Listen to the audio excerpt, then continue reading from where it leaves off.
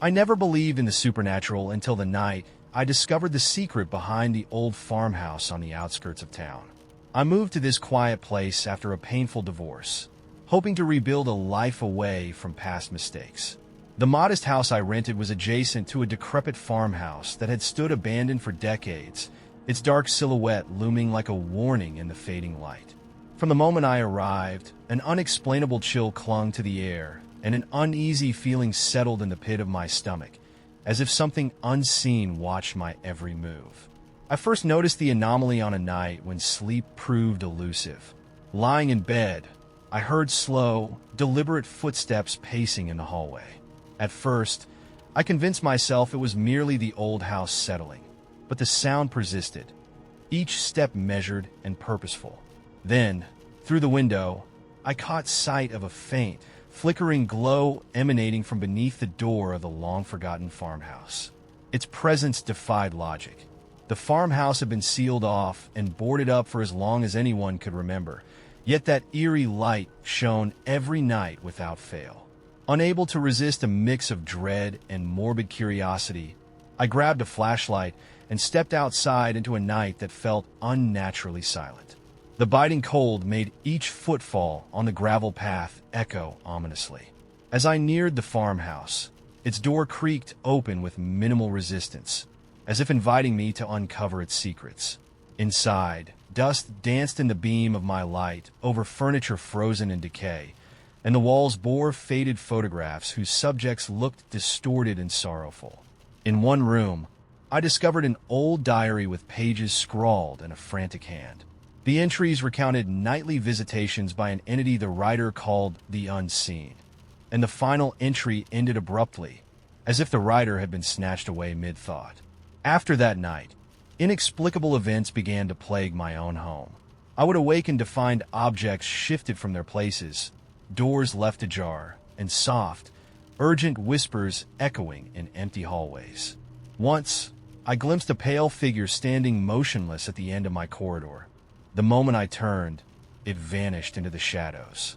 I tried to convince myself that grief and isolation were to blame, yet the mounting evidence was impossible to dismiss.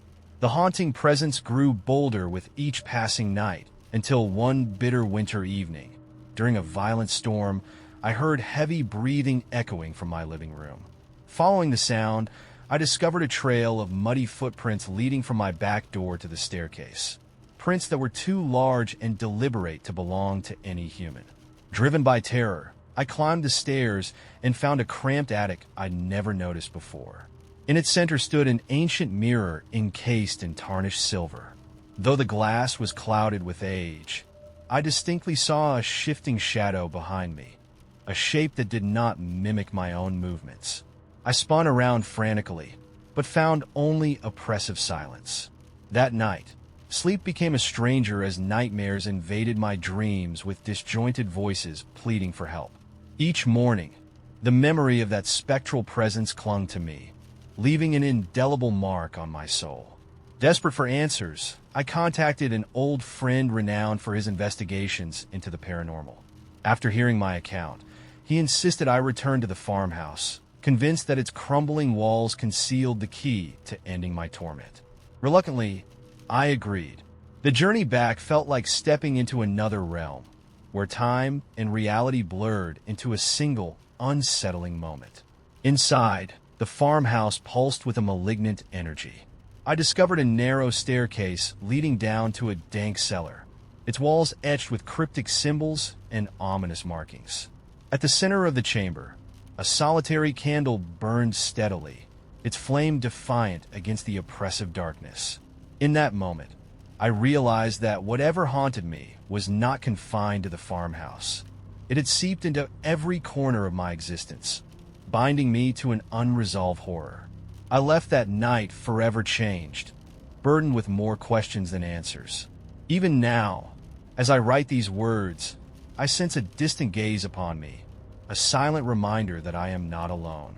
The footsteps, the whispers, and the fleeting images of that pale figure continue to intrude upon my waking hours and disturb my sleep. I have tried to rationalize these events, attributing them to stress or grief. Yet deep down I know that some forces defy logic. The terror lingers like an unfinished chapter, a mystery that refuses resolution, leaving me trapped between the desire to escape and the compulsion to understand.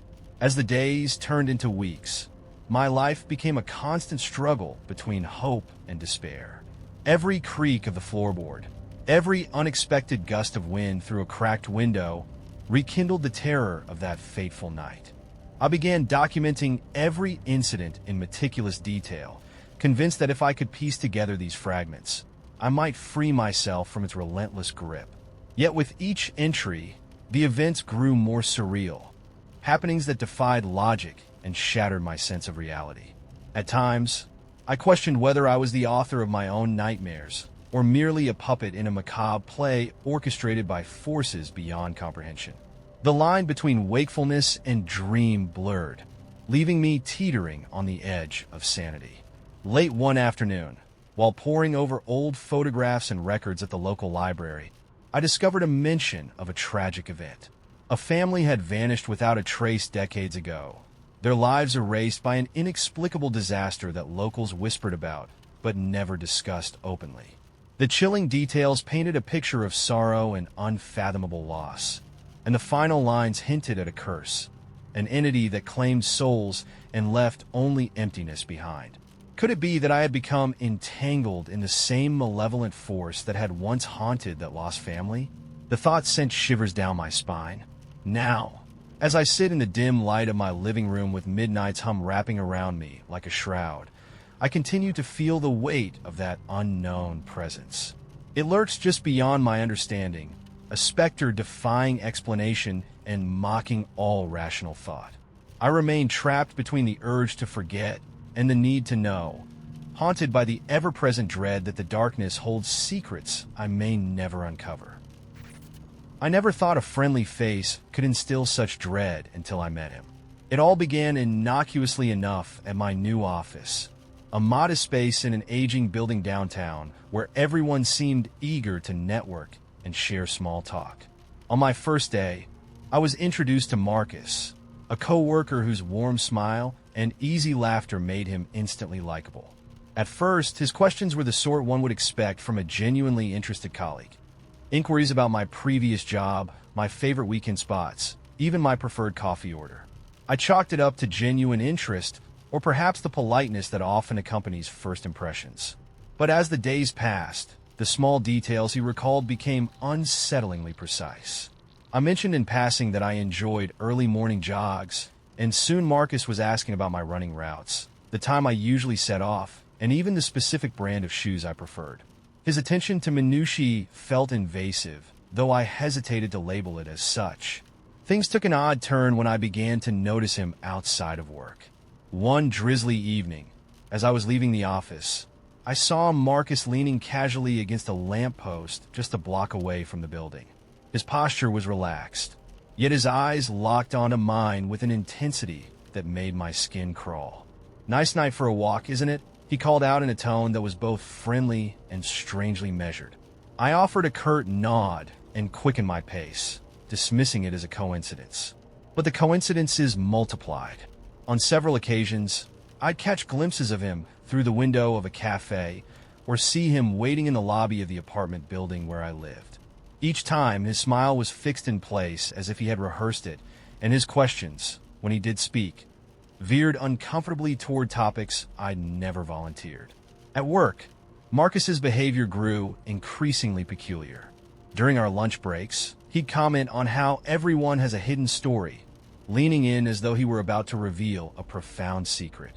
His tone, gentle yet laden with unspoken implications, left me with a sense of disquiet. I started to feel as if he was cataloging every aspect of my daily life, a silent observer piecing together details I hadn't meant to share. One afternoon, as I fumbled with a stack of documents in the break room, he casually remarked, "I noticed you always seem to arrive a few minutes early. It's like you're trying to outrun something." I laughed awkwardly, attributing it to an odd attempt at humor, but his words reverberated in my mind long after the conversation ended. The situation reached a turning point one rainy evening after a late meeting. I was heading home along a poorly lit side street when I sensed a presence behind me. The rhythmic patter of the rain seemed to muffle all other sounds, leaving only the unnerving echo of my own footsteps. I glanced over my shoulder and caught Marcus's silhouette, partially obscured by the shadows. His eyes met mine, and for a split second, I saw a coldness there that had not been present before. "You must be careful on nights like these," he said softly, almost as if he were offering a warning. The statement was so oddly out of context that my heart pounded with a mix of confusion and alarm. I hurried on, the memory of his tone gnawing at me. In the days following, Marcus's behavior became even more intrusive. I began receiving text messages from an unknown number, messages that mirrored his cadence and phrasing. They were never overtly threatening, merely a series of observations like, "I saw the way you closed that door," or "You left your umbrella behind. I brought it in for you." Each message was a puzzle piece that fit too perfectly with my own life, making me question how much he really knew. At work, his compliments grew oddly specific. During a routine meeting, he commented, "Your attention to detail is remarkable. You notice things that others miss," and his gaze lingered a little too long. The line between harmless admiration and something more sinister was beginning to blur. I tried to share my concerns with a few trusted colleagues, but their reactions were mixed. One dismissed it as an overactive imagination fueled by the stress of our fast-paced environment, while another admitted that he'd noticed Marcus watching me from across the room, though he hadn't thought much of it at the time. The more I recounted my experiences, the more I began to feel isolated, as though I were the only one truly aware of the creeping intrusion into my personal space. Last week, I experienced an incident that shattered any remaining illusion of normalcy. I had just left a late dinner at a downtown restaurant and was taking a shortcut through a narrow alley when I heard footsteps echoing mine. I turned sharply, and there he was, Marcus, standing in the dim light at the end of the alley. For a moment, his face was illuminated by a flickering streetlight, and I saw something dark and unsettling in his eyes. "You can't hide forever," he whispered, his voice low and menacing, before disappearing into the darkness as swiftly as he had appeared. I froze, paralyzed by fear, and it took every ounce of strength to break into a run. My heart thundered in my chest long after I reached the safety of a crowded street. Now, every time I leave my apartment, I scan the faces in the crowd for that same calculated smile. I've taken extra precautions, changing my routine and avoiding isolated paths, yet the feeling of being observed lingers like a shadow I can't shake. Was Marcus simply an overly curious, socially awkward individual, or did he harbor a darker intention? The line between genuine concern and predatory behavior has blurred in my mind. I'm left questioning if my fear is an overreaction or if I'm truly caught in the crosshairs of someone who sees every facet of my life as his own to control. I write these words with trembling uncertainty, unsure if sharing my story will help or only attract more unwanted attention. There's a lingering question that I can't seem to dispel. Was I in genuine danger, or have I allowed my imagination to distort a series of coincidences into a sinister narrative? Even now, as I lock my door for the umpteenth time, I can't shake the thought that Marcus's benign smile might hide something far more ominous. That he might be lurking just around the corner, watching, waiting for his next move. And I'm not convinced I'm the only one who has felt this creeping unease. I still remember that rainy night like it was yesterday. I had just left my late shift at a rundown factory on the edge of town and was trudging along a dimly lit side street when I first noticed him, a man whose presence seemed to bleed into the darkness. At first, I thought nothing of it. After all, the city was full of night wanderers. But as I passed under a flickering street lamp, I caught a glimpse of his silhouette, tall, leaning slightly forward as if in perpetual anticipation. His eyes were hidden beneath a low-brimmed hat, and there was an unnerving stillness about him, like a predator waiting for the perfect moment. I quickened my pace, chalking it up to fatigue and the relentless downpour. Yet every time I glanced back, there he was, maintaining a measured distance, his presence both subtle and overwhelming. The following evening, As I stepped off the bus near my apartment building, I saw him again. This time, he was standing by a row of parked cars, his head cocked slightly as if listening intently to the murmur of the rain. I felt a chill run down my spine.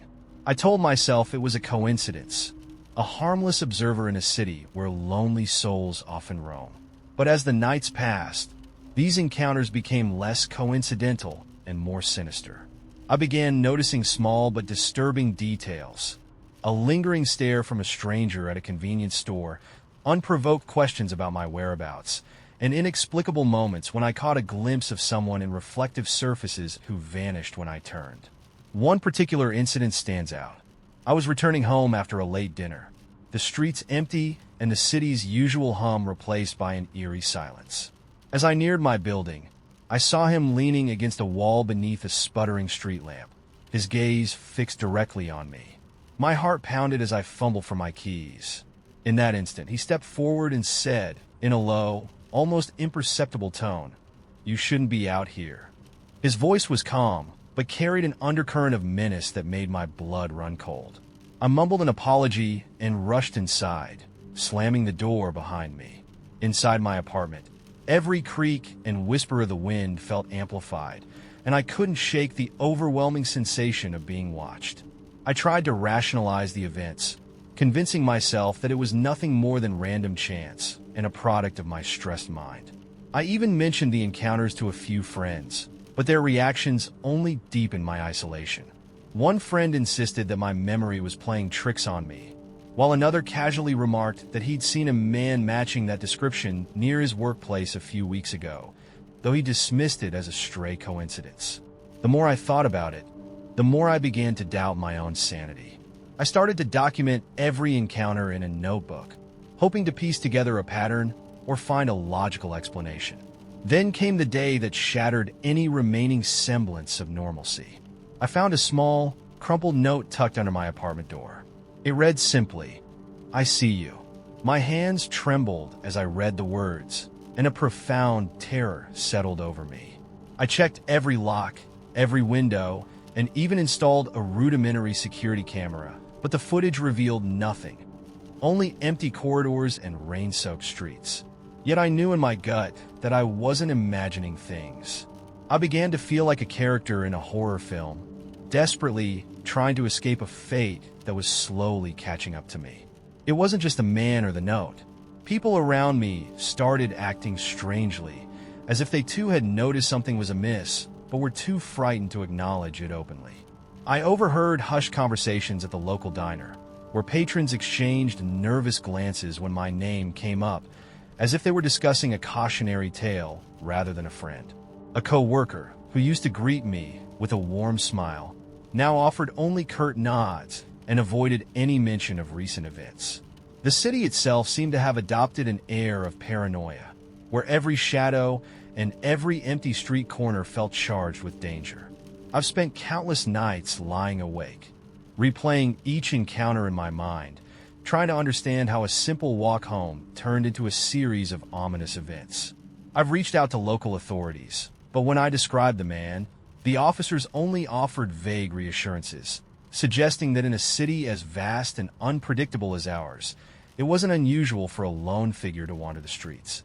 Their dismissive tones did nothing to quell the terror that has taken root in my heart. Now, as I write this, the feeling of unease lingers like a permanent shadow. I wonder if I'll ever be able to shake the memory of that unsettling gaze, that quiet warning delivered with chilling precision. There are moments when I catch my reflection in a shop window, and for an instant, I see him standing right behind me, a reminder that he could be anywhere, watching, waiting. I don't know if I'm imagining things, or if there's a real danger lurking in the corners of our urban sprawl. All I know is that I have experienced something that defies easy explanation, something that has left an indelible mark on my life.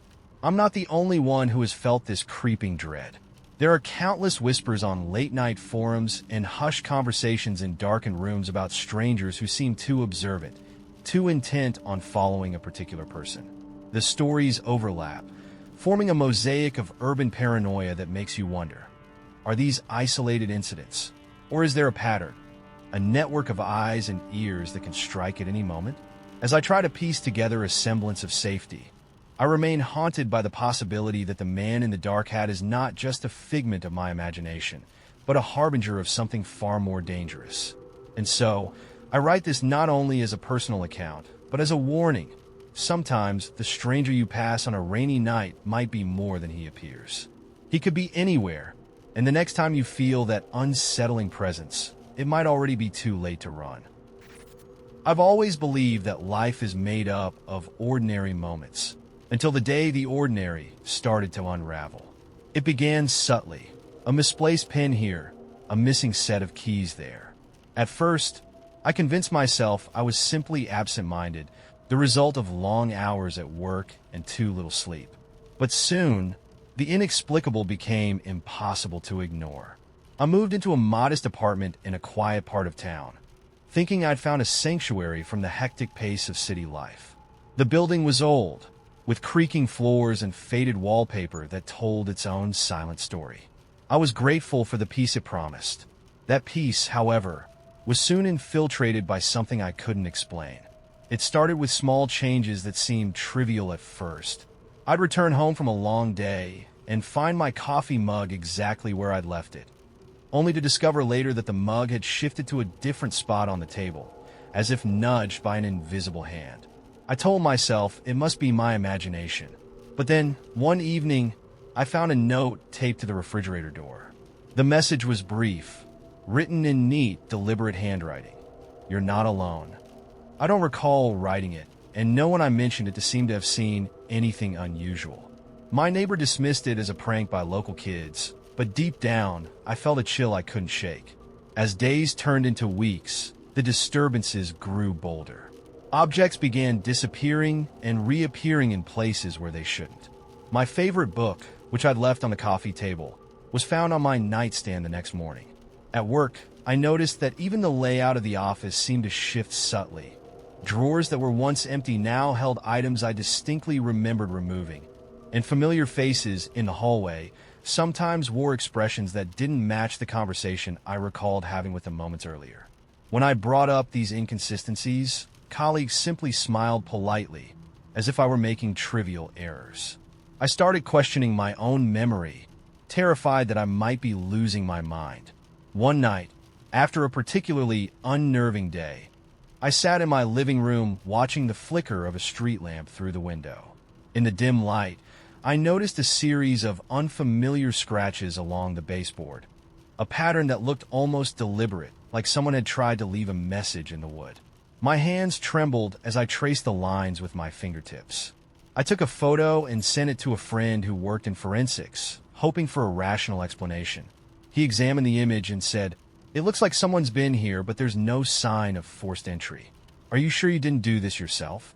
His tone, though gentle, made my stomach twist with dread. Then came the day I discovered a series of repeated events that I couldn't ignore.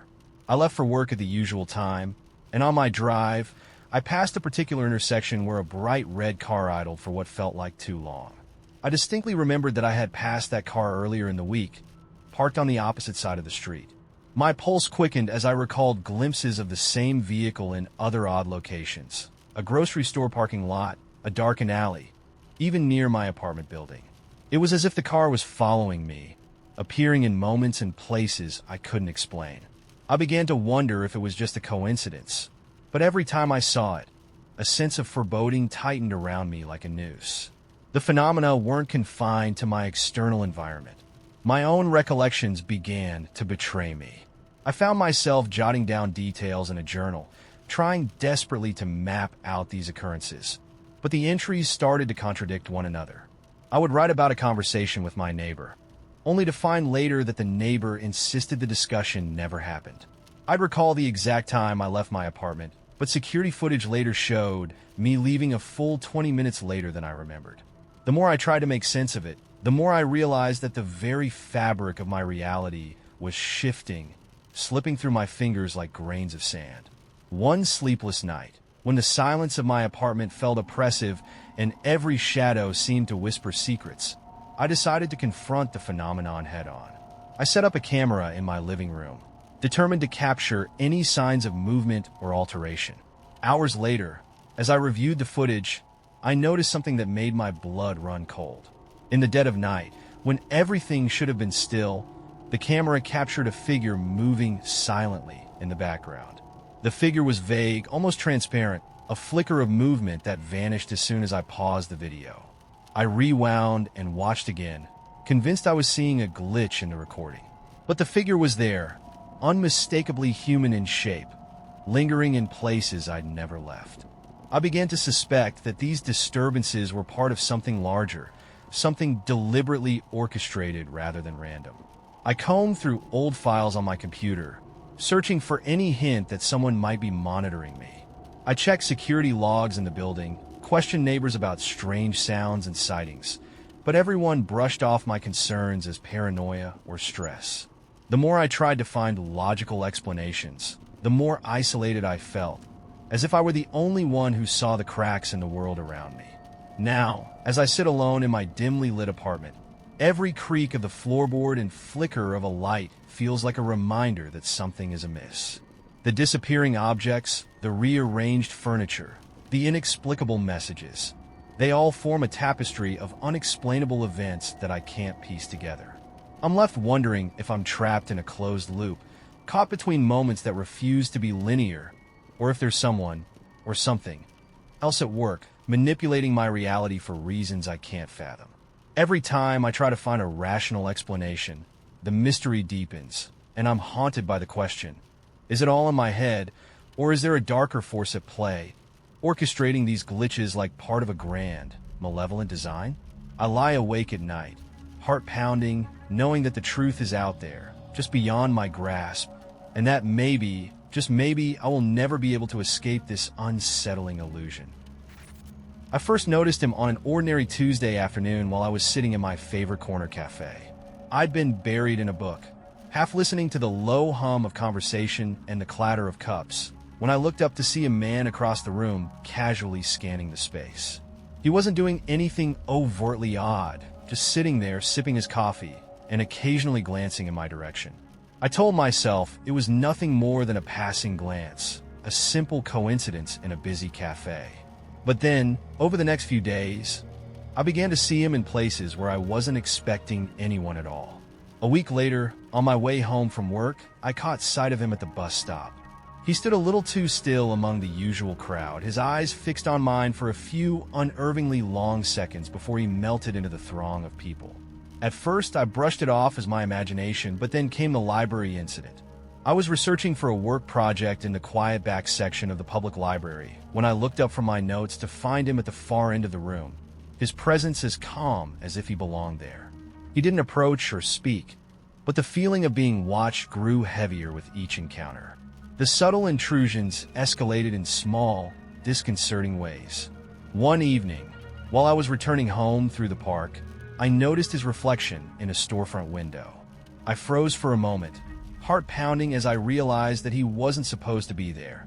I'd seen him only once in that part of the park before, and it was hours earlier. I quickened my pace, glancing back repeatedly, half expecting to see him trailing behind. Every time I looked, he was gone, leaving only a nagging impression that I was being followed.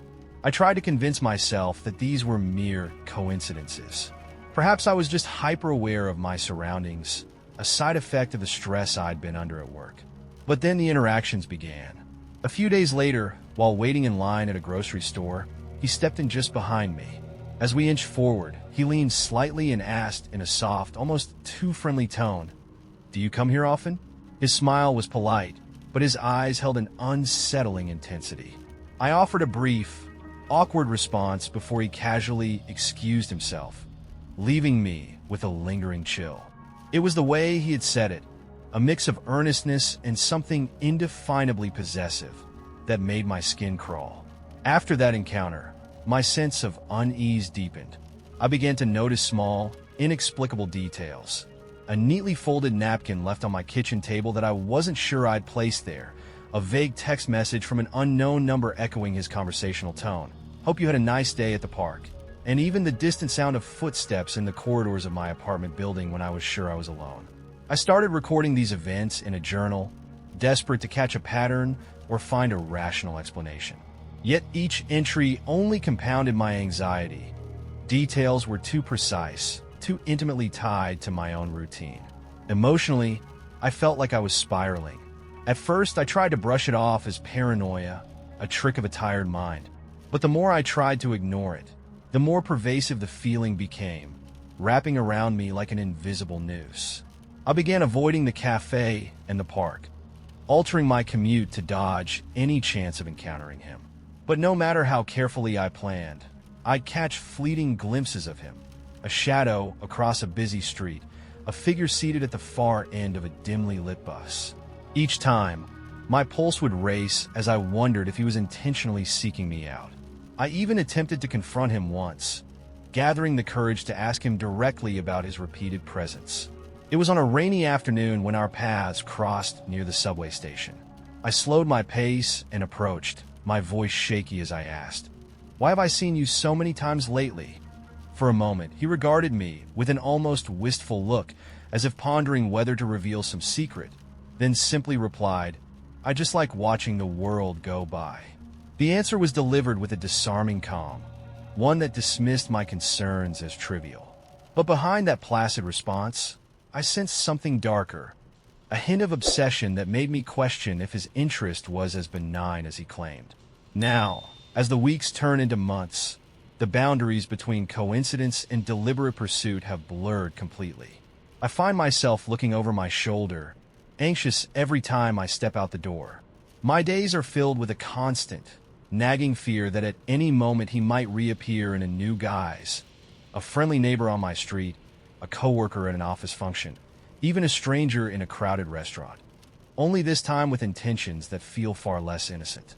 Every encounter, every subtle gesture, chips away at my sense of security, leaving me to wonder if I'm merely the target of an eccentric admirer or if I've unwittingly become part of someone's obsessive plan.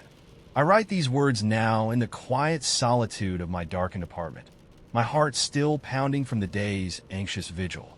The uncertainty is overwhelming.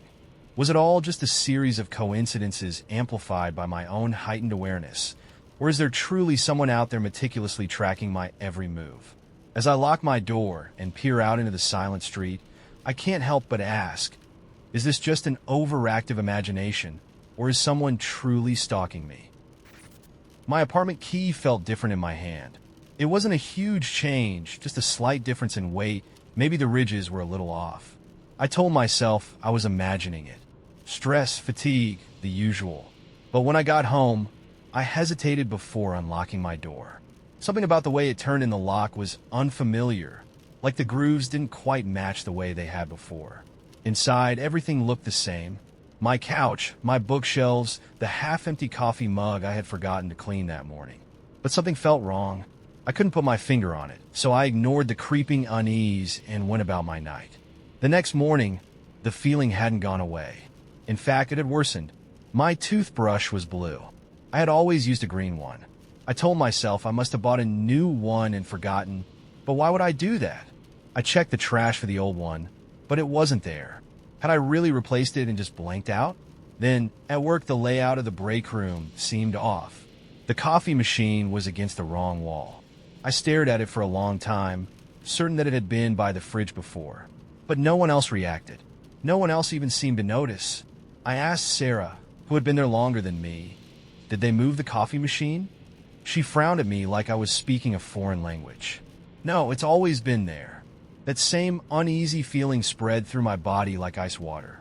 That afternoon, as I scrolled through my phone, I noticed that my contacts were slightly different. People's names were spelled a little off. Michael instead of Michael. Jesse instead of Jesse. These were names I had typed in myself, people I had known for years. It wasn't a system error. It wasn't a software update. It was wrong. I asked my friend David if he ever remembered spelling his name, David. He laughed, but there was something unnatural about it. Why would I spell it like that, he asked. But when I showed him my phone, it read David. He barely glanced at it. Looks normal to me. Something was very, very wrong. As the days passed, I noticed more inconsistencies. My favorite jacket felt too tight, even though I hadn't gained weight. My street had the same houses, but something about the way they lined up felt subtly different, like the angles had shifted, like they had always been just a little to the left. The supermarket I always went to had the same name, the same aisles, but I couldn't shake the feeling that the shelves weren't arranged the way they used to be. People, too, felt different. It wasn't that they acted strangely. They acted too normal. Their expressions never seemed to fully reach their eyes. Their laughter was slightly delayed. Their words felt rehearsed. I tested it once. I made a stupid joke to my coworker, one I knew would normally make her groan, roll her eyes, and nudge me playfully. Instead, she smiled, too wide, too forced. "That's funny," she said, but her tone was flat, almost robotic. I wanted to believe I was overreacting, that my mind was playing tricks on me. But then something happened that shattered any illusion that I was just imagining things. I called my mom. I needed to hear her voice, to feel grounded again. She answered on the third ring. "Hey, sweetie." For a moment, I relaxed. It was her voice. The same warmth, the same familiarity. "Hey, Mom. How are you?" Silence. A little too long. Then she laughed lightly. "I'm good, sweetie. Just how I always am." That's when I felt my stomach drop. She had never called me sweetie. Not once in my entire life. "Mom," I said slowly, gripping the phone tighter. "What's my middle name?" Another pause. A little too long. Then, "Oh, you know that, honey." Cold dread pooled in my chest. I hung up. That night, I didn't sleep.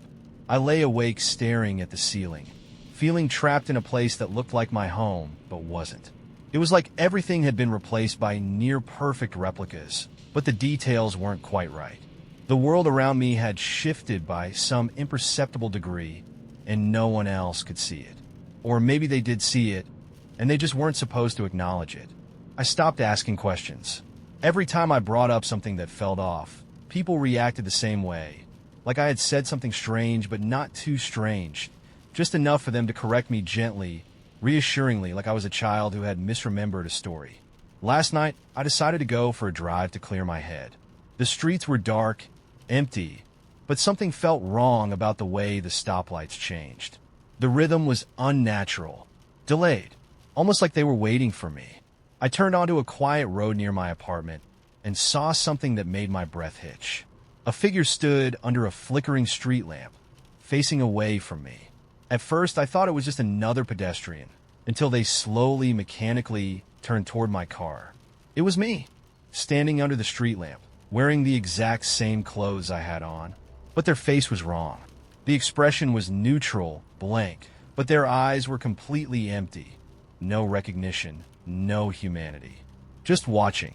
I slammed on the gas, my heart pounding so hard I thought my chest would explode. When I glanced in the rearview mirror, the figure was gone. I barely remember getting home. I locked every door, every window, sat in my bed with my knees drawn to my chest, shaking. I don't know what's happening to me. I don't know if this is still my world, or if I somehow slipped into another one. But I do know one thing. This morning, when I looked in the mirror, my reflection smiled at me. I didn't smile back. I first noticed something was off on an ordinary Wednesday morning. I'd woken up, made my usual cup of coffee, and sat by the window watching the city slowly come to life. But as I sipped, I saw the same delivery truck that had passed my building the previous day drive by again. Its paint the exact same shade, its speed unchanged. I shrugged it off as coincidence. After all, in a city this big, the same truck might pass by more than once. Later that day, on my walk to work, I caught a glimpse of a familiar face. My colleague, Rachel, whom I'd always seen smiling and chatting in the break room, was walking briskly down the street with her hands in her pockets and a blank expression. I called out a greeting, but she didn't even slow down. When I mentioned it later, she insisted she'd been at the office the whole time and couldn't recall ever leaving her desk.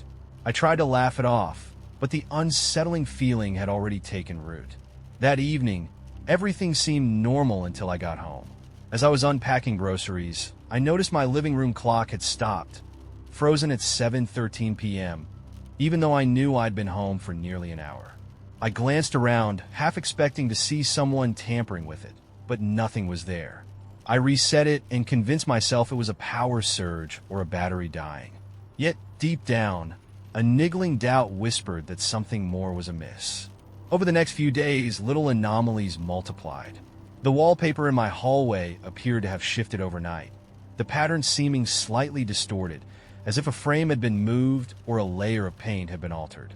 I'd rearranged my furniture just a week before, yet my favorite armchair now faced a wall it never had before. I questioned my memory.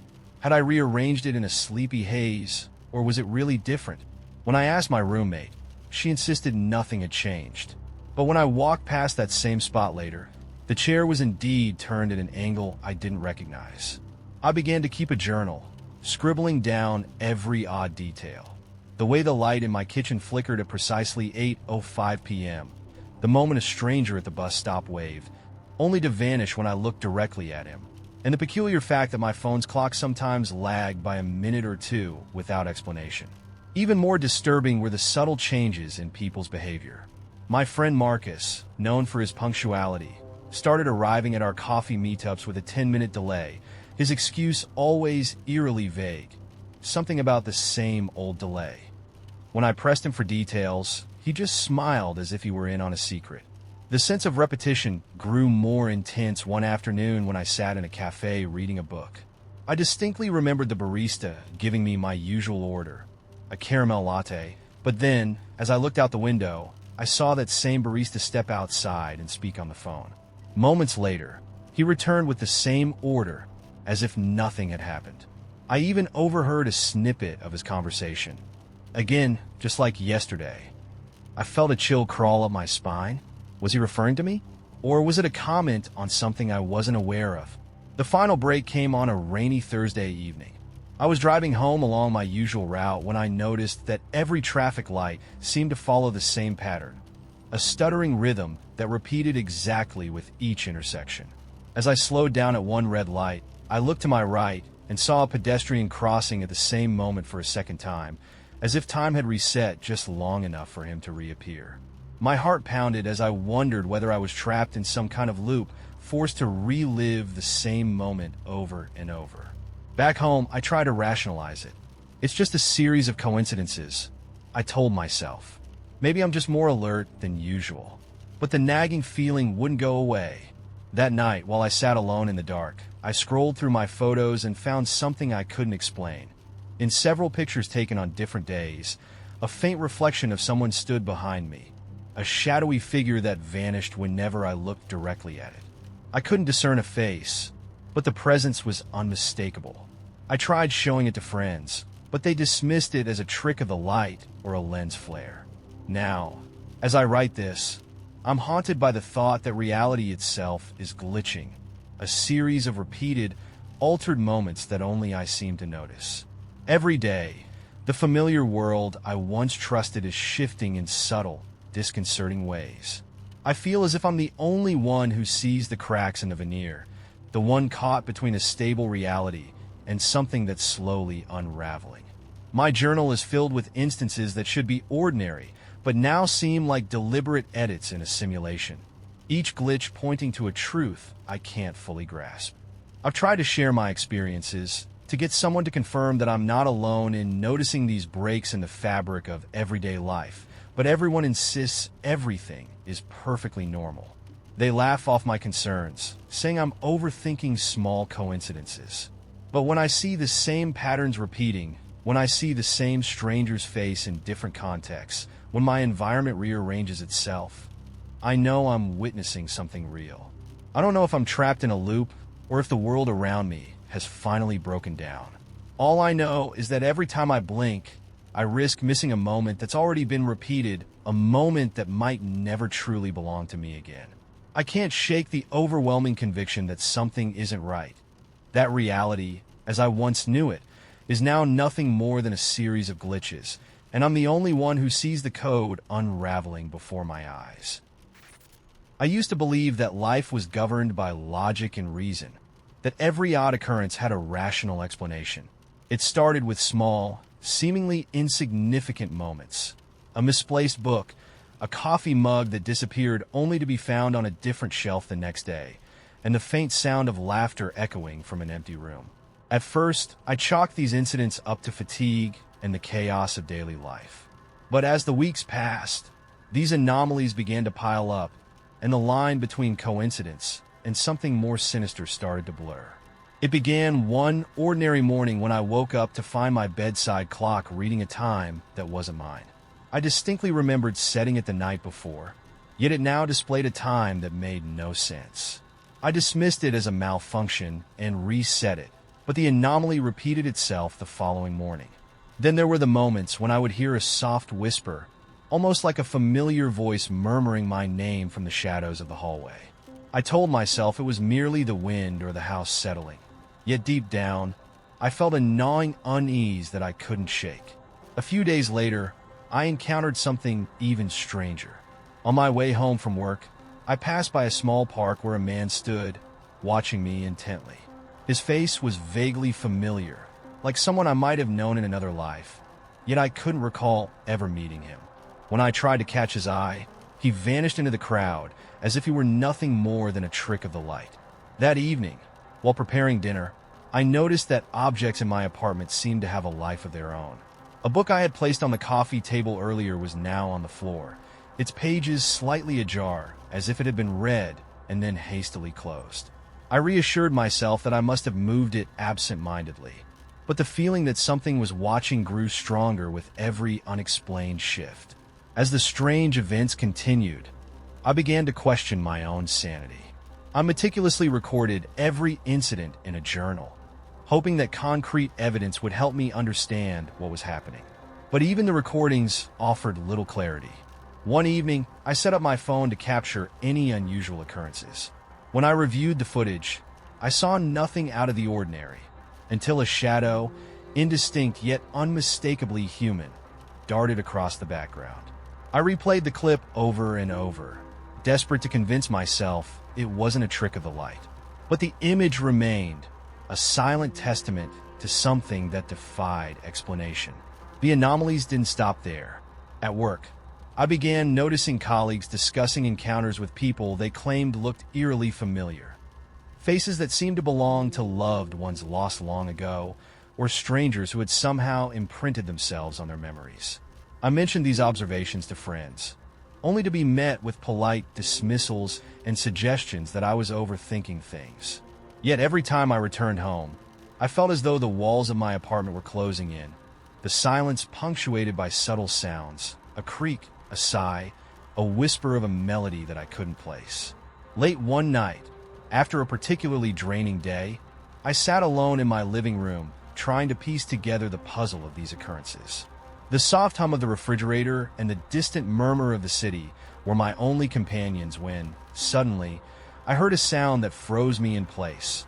A low, almost imperceptible hum that seemed to emanate from the very floor beneath me.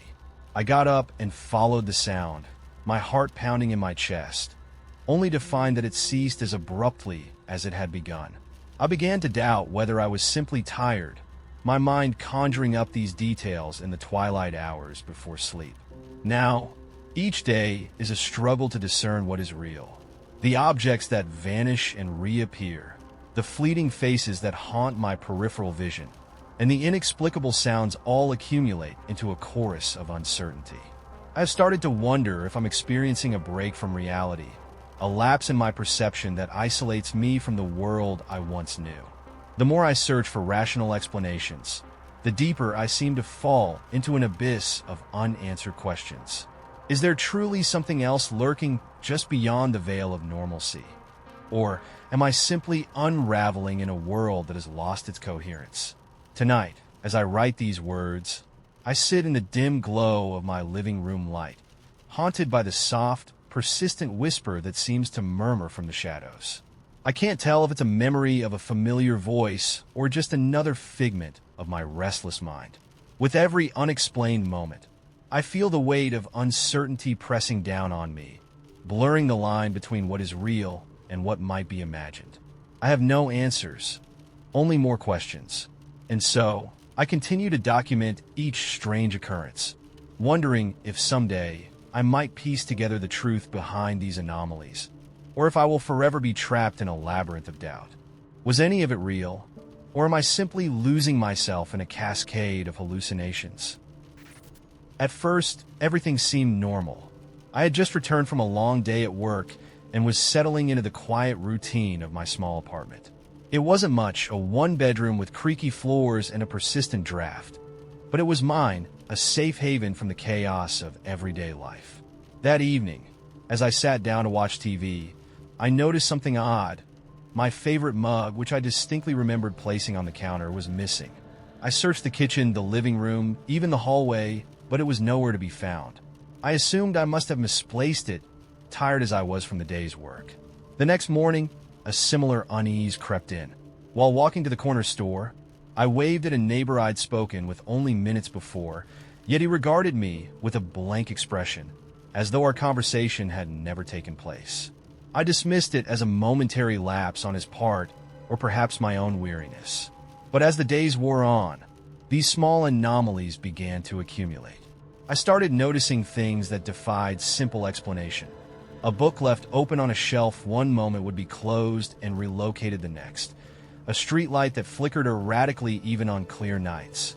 And more disturbingly, brief flashes of a figure in the periphery of my vision, always vanishing when I turned to look directly. Soon, it wasn't just objects that were behaving strangely. Conversations with friends and acquaintances became disjointed.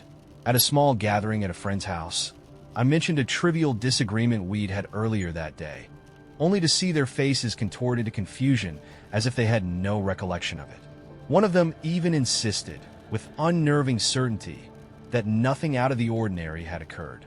My own memories began to betray me. I would recall an event in vivid detail, only to have it contradicted moments later by someone I trusted. A lingering sense of unreality settled over me, as if I were watching my life from a distance, an unwilling spectator to events that no longer belonged entirely to me. Desperate for answers, I started keeping a detailed journal, noting every small incident, every misplaced item, and forgotten conversation. But even the journal seemed to conspire against me. I discovered that entries I'd written one evening would appear altered the next day. Dates shifted, events reordered, details erased entirely. I scoured the pages for any sign of consistency, but found only more discrepancies.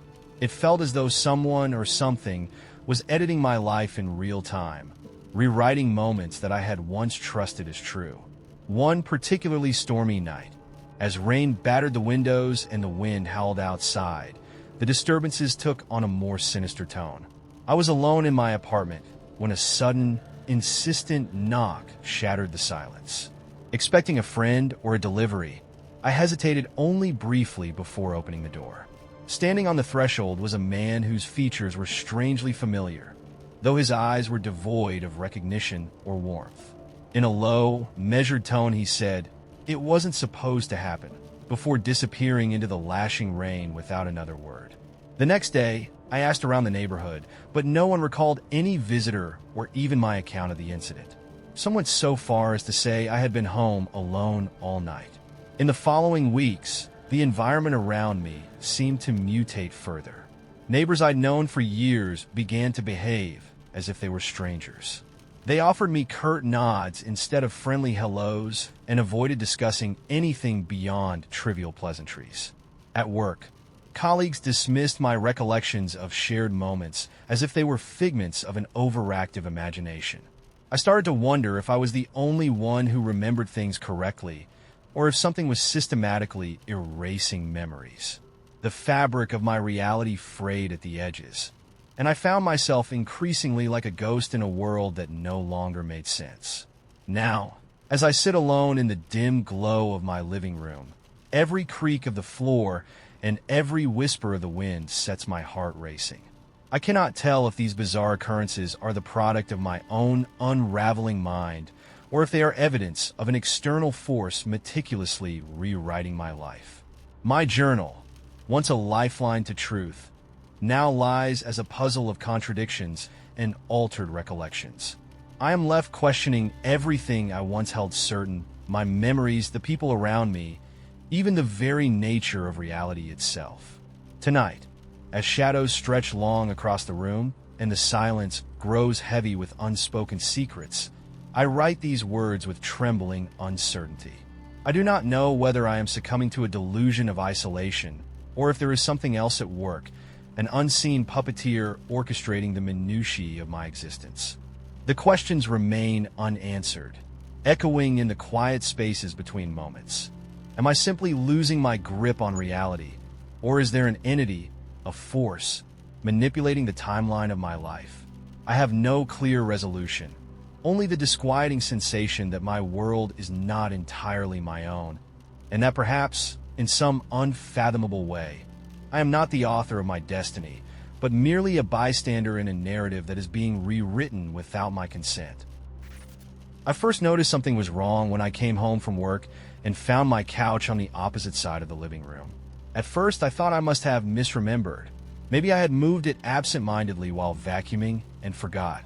But the more I stared at it, the more certain I became I hadn't touched it. It had been on the right side of the room, against the wall, for the entire 2 years I'd lived in that apartment. Now it sat on the left, near the window, as if it had always been there. I tried to shake it off. Maybe I was just tired. Maybe I was remembering it wrong. But the next day, my coffee mugs, plain white, identical, always kept in the same cabinet, were different. One of them now had a small, blue floral pattern on it. I stared at it for a long time, turning it over in my hands, running my fingers over the unfamiliar design. Had I always had a mug like this? Maybe I had picked it up somewhere and never noticed. But deep down, I knew that wasn't true. The changes were small at first, almost subtle enough to ignore. But then they got worse. One morning, I woke up and the layout of my apartment felt wrong. The bedroom door was slightly closer to the bed than I remembered. My closet had a mirror on the inside of the door. I knew this for a fact because I used it every morning. But that day, when I swung it open, the mirror wasn't there. The inside of the door was just smooth wood, as if there had never been a mirror at all. My heart started pounding as I ran my hands over the surface. I checked the floor, the corners, even behind my clothes. Nothing. The mirror was just gone. I called my best friend, Sarah, and tried to explain what was happening. It's like my apartment is changing, like things are shifting, but only slightly, I said, pacing the kitchen. It's little stuff. Furniture moving, objects changing, things disappearing. She laughed. You probably just need some sleep. I'm serious, I insisted. Yesterday, my bedroom door was a little farther from the bed. Today, it's moved. She sighed on the other end of the line. That doesn't make sense. Maybe you're just noticing things you never paid attention to before. I wanted to argue, but the truth was I didn't have any proof. I just knew. And that was the worst part. Knowing something was wrong, but not being able to convince anyone, not even myself. Then the people started changing. I was in line at my usual coffee shop when the barista, Daniel, greeted me. He worked there for years, always had a beard, always wore glasses. But today he was clean-shaven. No gracias. His name tag still said Daniel, and he acted like everything was normal. You shaved? I asked hesitantly. He frowned. I've never had a beard. A cold wave of nausea hit me. Yeah, you did. Just yesterday. He chuckled, shaking his head. I think you've got me mixed up with someone else. I turned to the woman behind me in line, desperate for confirmation. Didn't he have a beard yesterday? I asked. She looked at me strangely. I come here all the time. He's never had a beard. I felt like I was losing my mind. I left without ordering. That was just the beginning. Over the next few days, I noticed more people acting strangely. My neighbor, Mr. Andrews, who had always walked with a cane, was suddenly moving with ease, as if his limp had never existed. The couple who lived down the hall, who had always owned a tiny, yapping dog, suddenly had a cat instead. I even confronted them about it, but they just gave me blank stares and said they'd always had a cat. I tried to push it all away, to tell myself I was imagining things. But then, one night, I got a call from my mom. I just wanted to check in on you, she said. Something in her tone made my skin prickle. It was too cheerful, like she was forcing it. We talked for a few minutes, mostly small talk. Then I mentioned how I'd be visiting next weekend, like we'd planned. A pause. You're visiting? She asked. I frowned. Yeah, we planned it last week. You said Dad would pick me up from the airport. Another pause. Sweetheart, your dad passed away 5 years ago. My breath caught in my throat. What? I whispered. She sighed, as if this was a painful subject. We lost him 5 years ago. You know that. I felt lightheaded. No, Mom, that's not true. I talked to him last week. Honey, she said softly, I think you need to get some rest. I sat in silence after the call, my entire body numb. My father was alive. He had to be. I had spoken to him. We had made plans. I dug through my phone, searching for our last conversation. But the messages were gone. The call logs were gone, like they had never existed. I felt sick. I stopped leaving my apartment after that. Every time I stepped outside, something was different. The color of the walls in the hallway changed from beige to light gray overnight. The apartment number on my door, which had always been 214, was now 216. I checked my lease, 216, like it had always been. One night, as I was lying in bed, staring at the ceiling, I heard footsteps outside my door. Slow, deliberate. Then the sound of my lock clicking. I bolted upright, heart pounding. The door didn't open, but I knew someone had just unlocked it. I stayed awake until morning, gripping a knife under my blankets. The next day, I called Sarah again, my voice shaking. Something's wrong. My apartment, the people, everything is changing. I think someone is messing with me. She sighed. You've been acting really weird lately. Maybe you should talk to someone. No, Isnapa. You don't get it. Even you sound different. You're not the same. A long silence. Then, in the calmest voice I'd ever heard, she said, You should stop noticing. Goosebumps erupted all over my skin. What? She repeated, You should stop noticing. The call went dead. I stared at the phone, my entire body trembling. I wanted to run, to scream, to find someone who would tell me I wasn't crazy. But deep down I knew there was no one left who would. That was a week ago.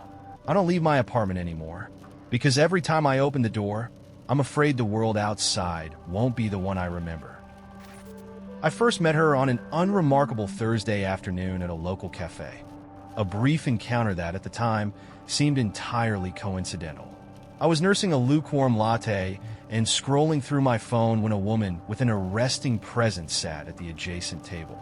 Her eyes, a shifting shade of green and gray, held a quiet intensity that made me pause mid-scroll. She smiled at me, a small, knowing smile that felt both welcoming and enigmatic. And in that moment, something in my mind whispered that my world was about to change. At first, nothing extraordinary happened. I finished my coffee, stepped out into the crisp evening air, and went about my usual routine.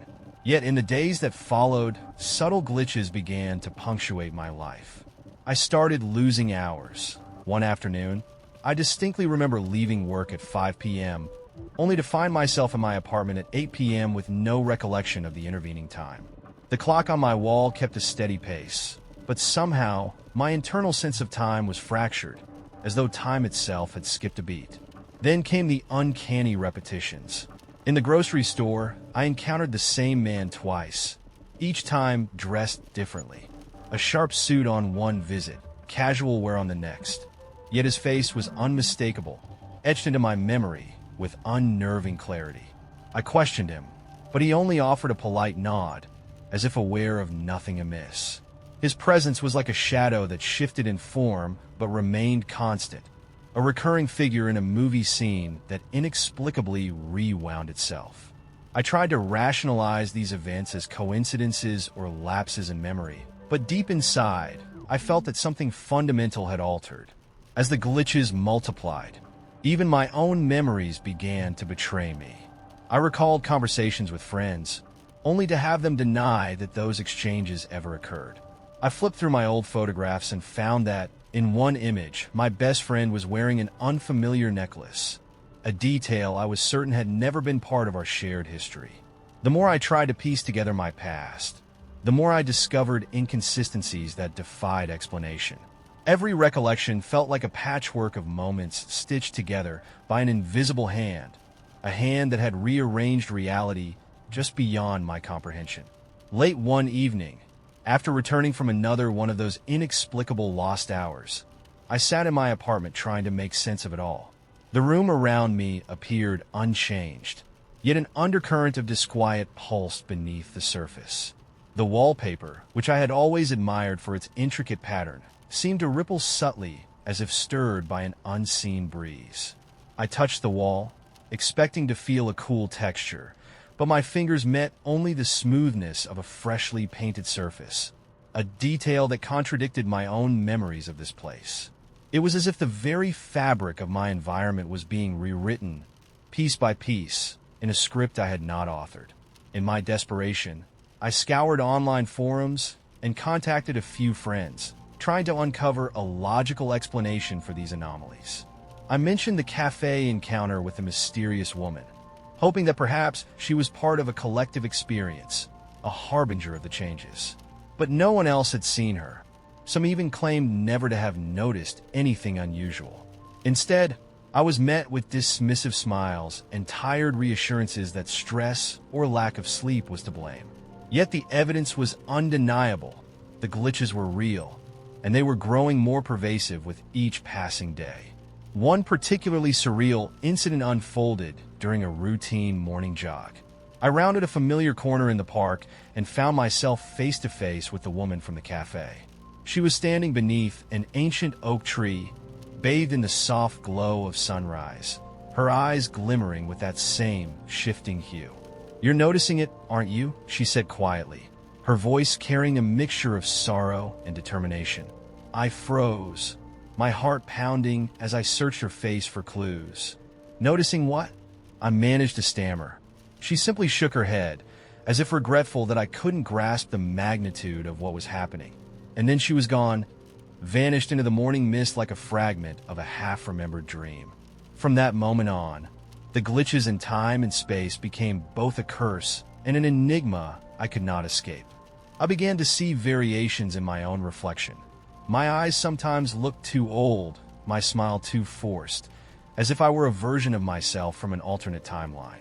My phone would record bizarre snippets of conversation that I had no recollection of speaking, and texts would arrive with details of events I was sure never occurred.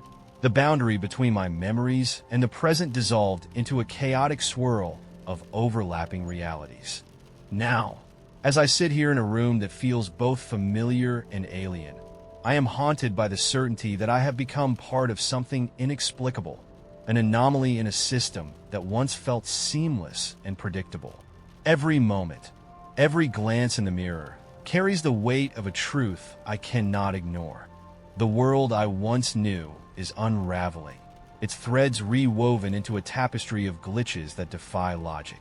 I no longer trust the passage of time, nor do I believe in the solidity of my own recollections. Instead, I live with the constant awareness that reality itself may be nothing more than an elaborate illusion, a simulation with a hidden code that I have inadvertently unlocked.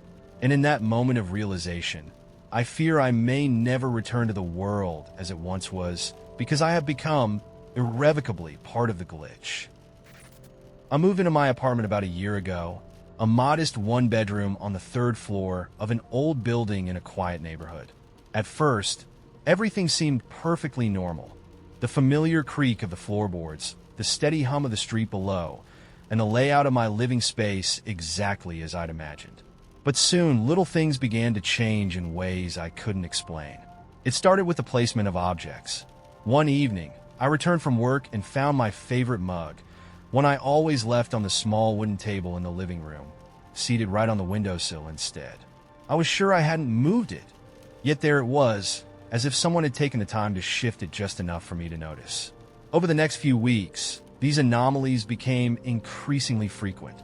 I'd leave my apartment in the morning, only to return later and discover that a picture frame I had hung above the sofa was now leaning at a strange angle, its glass slightly smudged as if someone had brushed it clean and then carelessly placed it back. The bookshelf, once orderly and filled with well-loved paperbacks, was inexplicably rearranged. Some books were upside down, others missing entirely, replaced by volumes I didn't recognize. I mentioned it to a friend, expecting concern or at least a shared confusion, but they simply shrugged and said I must be tired or imagining things. Then came the more unsettling signs. One night, I found a note tucked under my door. It was handwritten in a shaky scrawl that read, "Look closer." I don't recall writing it or leaving it, and when I asked the building manager if anyone had been around, he insisted nothing was amiss. I began keeping a journal, detailing every odd occurrence. The cushion on my armchair that sometimes shifted position when I wasn't looking, the light above the kitchen counter that flickered in a pattern that wasn't its usual rhythm, and even the wallpaper in the hallway, which on occasion seemed to have subtle, unrecognizable patterns emerging along the borders. At work, the changes were even more disturbing. I started noticing that colleagues I'd known for years began to act differently. Little things that only I seemed to notice.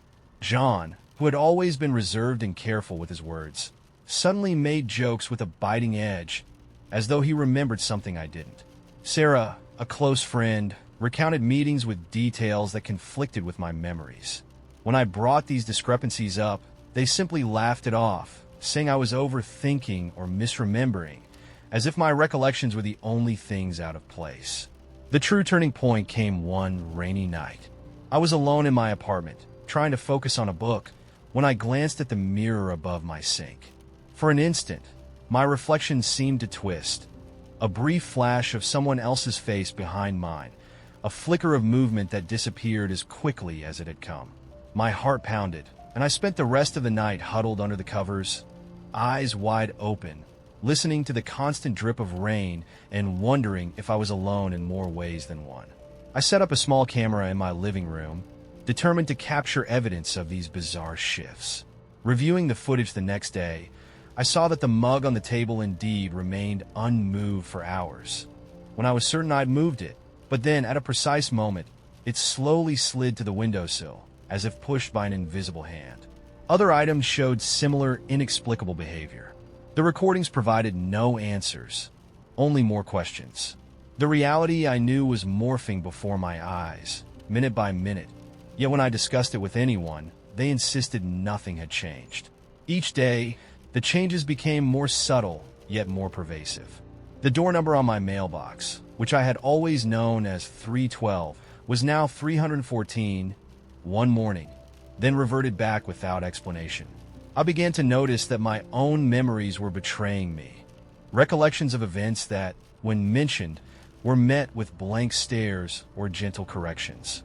I once recalled a family dinner in vivid detail, only for my relatives to insist it had been a casual, almost forgettable gathering. Photographs I had taken of cherished moments now seemed slightly altered when I looked at them later, as if they had been edited without my knowledge. Now, as I sit in my apartment late at night with only the sound of distant traffic and the steady hum of the building for company, I feel increasingly isolated. I'm convinced that these shifts are not random, isolated incidents or tricks of a tired mind, but parts of a larger, unexplainable phenomenon. The world around me appears unchanged to everyone else. My friends, my co-workers, even my family seem content with the ordinary. But every time I close my eyes, I see the rearranged bookshelf, the tilted frame, the note that reads, "Look closer." Every creak in the floor and every whisper of wind through the hallway feels like a deliberate message, a sign that reality itself is slowly unraveling. I'm left with a nagging question that haunts me day and night. Am I the only one who sees these changes? Or is there something far more sinister at play? A hidden force or a glitch in reality that I cannot escape? I've come to believe that I might be trapped in a closed loop, a world that appears normal to everyone else, but is alien and hostile to me. Whether it's a manifestation of my own deteriorating sanity or something beyond human understanding, I can't shake the feeling that my reality is slipping away, replaced by a carefully orchestrated illusion that I'm doomed to witness alone. And as each day passes, I wonder if I'll ever find a way back to the world I once knew, or if I'm destined to remain in this shifting, unexplainable nightmare forever. It started as a subtle, almost imperceptible shift. I came home from work one evening, expecting nothing more than the usual quiet comfort of my apartment. As I stepped through the door, I glanced at the small table in the living room where I always left my favorite book and a half-full cup of tea. Everything was exactly as I'd left it that morning, or so I thought. The book lay open to the same page, the tea still warm to the touch, as if time had frozen in that single moment. I shrugged it off as a trick of my tired eyes. After all, routine had a way of lulling you into complacency. The next day, on my way to the office, I found myself pausing on a familiar street corner.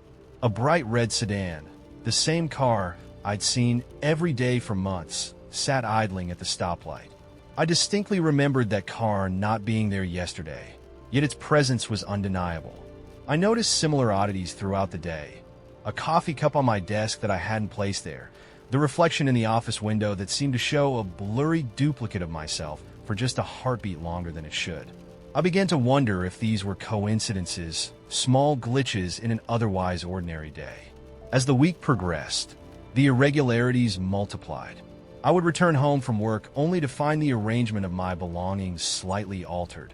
A picture frame tilted at an angle it had never had before, or my keys placed on the counter instead of the hook by the door. At first, I attempted to rationalize these discrepancies as moments of absent-mindedness on my part. But the changes were too consistent, too precise, to be chalked up to my own forgetfulness.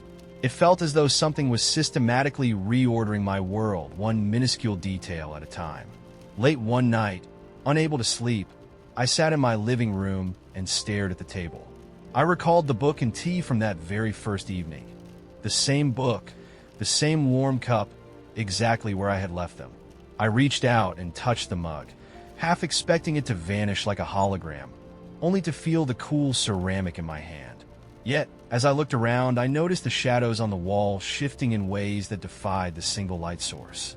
The pattern seemed to loop and repeat, a disconcerting mimicry of the world I thought I knew.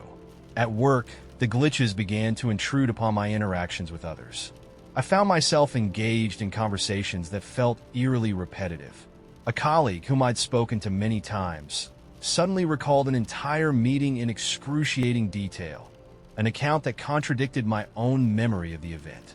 When I questioned him, he only smiled as if he had always known the precise order of events.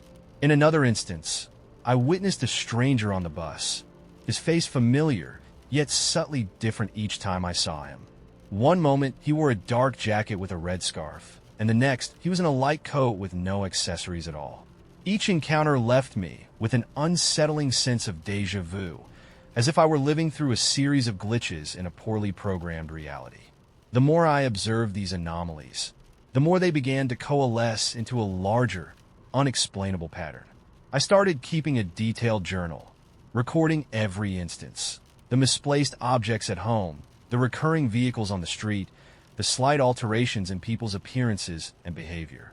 It wasn't long before I began noticing that even my own memories were under threat. I recalled vividly attending a small family dinner just a week ago, but when I mentioned it to my parents, they insisted that the event had been nothing more than a casual get-together, devoid of the significance I remembered. Photographs from that night, once cherished snapshots, now appeared slightly blurred, as if edited out of the original timeline. One evening, as I was reviewing my notes and trying to piece together the fragments of my altered reality, I experienced a moment that shattered any hope of normalcy. I was alone in my apartment, sitting on the couch, when I looked at the clock on the wall. Its hands were moving, but the time displayed was not the time I knew. It was as if I had skipped several hours without notice. I stood up, heart pounding, and walked to the window. The street below was bathed in the glow of neon lights that I did not recognize, and in the distance, I could see the same red sedan parked at the same spot as before, its engine idling as though waiting for something. I felt a chill run down my spine. The realization struck me. Every day, every moment, was repeating itself with subtle differences that I could neither control nor fully comprehend. Now, as I write this, I sit in a room that appears unchanged to anyone else, yet every object and every sound feels like a pixel in a larger, corrupted file. I am no longer a mere observer. I feel like an integral part of this system, a living testament to an anomaly that has infiltrated my entire existence. I have come to question the very nature of reality, whether what I once took for granted is nothing more than an elaborate simulation, a program that has glitched in ways beyond my understanding. In confronting this possibility, I am left with a profound uncertainty. If reality is fake, if it is just lines of code that can be rewritten in an instant, does it even matter? Or am I destined to be trapped in this endless loop of repetitive glitches, forced to witness the unraveling of a world that might have never been real to begin with? The thought is both liberating and terrifying, and as I sit here with my journal filled with notes that might be the only evidence of my slipping through the cracks of a broken system, I cannot help but wonder if I will ever find my way back to a normal, unaltered reality, or if I have become part of the glitch forever. I moved into my new apartment on a cool October morning, excited about the fresh start and the promise of a quiet life away from the chaos of the city. The building was modest but well kept, and my unit on the third floor was exactly what I'd hoped for, a small one-bedroom space with large windows that let in plenty of natural light. For the first few days, everything felt perfectly ordinary. I arranged my belongings, unpacked my few possessions, and settled into a routine that was both comforting and predictable. But then, subtle changes began to creep into my everyday life. It started on an ordinary evening when I returned home from work. I walked into my living room and saw my favorite mug sitting on the coffee table, exactly as I remembered leaving it the previous night. That in itself wasn't strange, but a few hours later, when I passed by the table again, the mug was still there, untouched, even though I distinctly recalled having moved it to the kitchen. I told myself it must have been a lapse in memory. After all, I was tired, and small details sometimes slipped my mind. The next morning, as I prepared breakfast, I noticed something even more unsettling. The bookshelf in the corner, which I had arranged meticulously, now had a few books shifted to the opposite side. At first, I thought I might have rearranged them subconsciously in the rush of my morning routine. But when I checked the following day, the books had shifted again.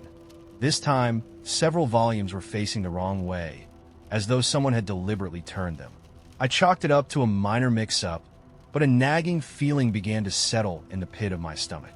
Over the course of the week, the changes became more frequent and harder to dismiss. I'd leave for work in the morning, and when I returned, familiar items in my apartment would be in slightly different places. The cushion on my favorite chair might be offset by an inch. A framed photograph would be tilted just a bit too far, or the decorative vase that had always sat on the windowsill would now be on the mantel. The alterations were subtle, almost imperceptible, yet undeniable when I paused to take a closer look. I began to wonder if I was losing my mind, if my stress or fatigue was playing tricks on my eyes. One evening, after a particularly long day at the office, I noticed something that sent a chill through me. I had left a handwritten note on my desk at home, a simple message to remind myself to pick up groceries. When I returned, the note was still there, but it had changed. The handwriting was nearly identical, yet one word was different. A single, alien letter replaced a familiar one. I held the paper up, heart pounding, and reread it several times to be sure. It read, "Remember to pick up GR0 carries." The O had been substituted with a zero, and it felt as if that minor alteration was a sign of something far more sinister than a simple typographical error. Desperate for reassurance, I mentioned these occurrences to my neighbor, an elderly man who always sat on his porch and nodded politely whenever I passed by. I recounted the story of the shifting books, the unmoved mug, the altered note. He listened quietly, then smiled gently and said, "Oh, you must be imagining things, dear. Sometimes our minds play funny tricks on us." His dismissive tone did little to calm the growing storm of anxiety inside me. Then came the day that shattered any remaining illusion of normalcy. I was in my apartment, preparing to leave for a meeting, when I caught a glimpse of my reflection in the mirror above the sink. For a fleeting second, my reflection was not quite mine. It was slightly delayed, as if the image were a playback that was a fraction of a second behind. I blinked, and the reflection snapped back to normal, but the sensation lingered. Over the next few days, I began to notice that the feeling of being watched wasn't limited to mirrors or photographs. It extended to every corner of my apartment. I started to see a faint, almost imperceptible shimmer in the air near the doorway, like a glitch in a digital screen, and sometimes I could swear I heard soft whispers echoing through the halls when no one was around. In a desperate bid to prove to myself that I wasn't just imagining things, I set up a small camera in my living room. I reviewed the footage the next morning, my hands trembling as I scrolled through the recordings. At first, the video appeared normal, but then I noticed something odd. During one segment, the camera caught the exact moment when the mug was still on the table. Yet later, without any visible disturbance, it remained in that exact spot for hours, as though time itself had frozen around it. I rewound the footage multiple times, scrutinizing every frame, but the anomalies defied any logical explanation. It was as if my apartment were caught in a loop, a subtle, shifting pattern that I couldn't break free from.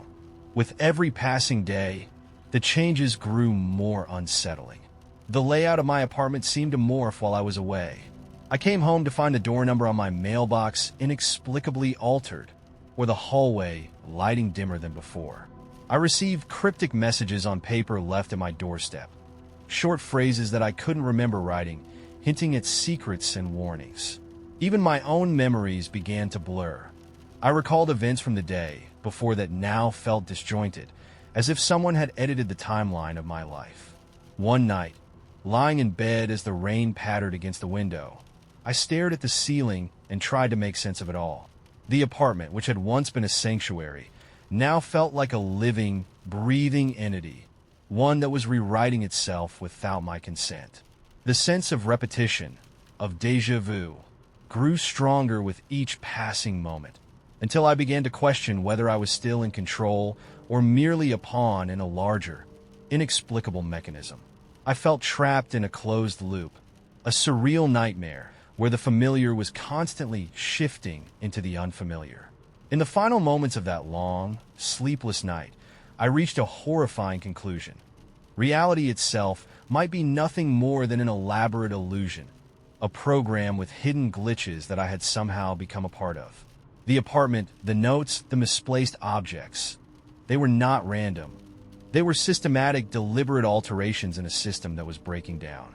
I realized that I might never return to the reality I once knew, that I was doomed to live in this ever-changing, alternate existence where nothing was stable or true.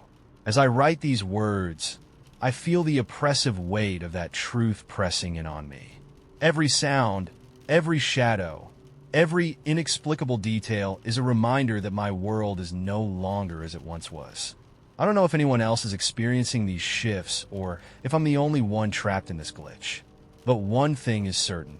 The reality I trusted has crumbled, replaced by a fragmented tapestry of repeating, ever-changing moments. And in that realization, I am left with a chilling, unanswerable question. Does it even matter if reality is fake? If I am merely a character in an endless loop of glitches? Or is the true horror knowing that I might never escape this illusion? I first noticed the glitches on an otherwise ordinary Tuesday morning. I woke up to the sound of my alarm at 7 a.m. as usual, the familiar melody cutting through the early light filtering through my curtains. I stumbled into the kitchen, half asleep, to make my coffee, only to see that the mug I always used, an old, chipped one with a faded sunrise on it, was not on the shelf where I left it the night before. Instead, it sat on the countertop next to my coffee maker, its inscription slightly off-kilter, as if the letters had been misprinted. I brushed it off, attributing it to my groggy state and the usual disarray of early mornings. That same day, on my way to work, I began to notice subtle inconsistencies. At the subway station, I saw a man in a navy jacket and a red cap that I recognized from yesterday's commute. I was certain I hadn't seen him before today, yet his face and attire were exactly the same. I waved politely, and he nodded without a hint of surprise, as if he expected our encounter. At first, it was an eerie feeling of déjà vu, but I shrugged it off, thinking I might simply be misremembering. However, the feeling intensified when I reached my office building. In the lobby of the building where I worked, I walked past a digital directory that normally displayed the names of tenants in neat rows. Today, the names were jumbled, letters missing or swapped around, like a scrambled puzzle. I paused to look at it, and the screen flickered before returning to normal, as if nothing had happened. I told myself it was a malfunction, but deep down, I began to suspect something far stranger was at work. Throughout the day, these small discrepancies piled up. During a meeting, I caught sight of my colleague Jenna, whose smile I had known for years, standing at the back of the room, even though she was supposed to be in a conference call in another part of the building. When I mentioned it to others, they looked at me quizzically and said Jenna was in her office, oblivious to any such anomaly. I began to wonder if I was simply losing my mind. Yet every time I looked, there she was, as if she had stepped out of a memory and into my current moment. After work, I decided to stop by my apartment, hoping that the familiarity of home might ground me. But even there, the glitches persisted. I walked into my living room, expecting to see my favorite armchair by the window, but instead, it was pushed to the center of the room. I distinctly remembered leaving it there the night before, facing the TV. I checked my calendar on the wall, a calendar I had updated religiously, and the dates were printed in a font I'd never seen before, with a subtle shift in the colors of the ink. It was as if my home, the one constant in my life, was slowly rewriting itself. At first, these oddities filled me with anxiety. I questioned whether I was simply fatigued or if stress was distorting my perception. But as days turned into weeks, the inconsistencies became a part of my everyday life.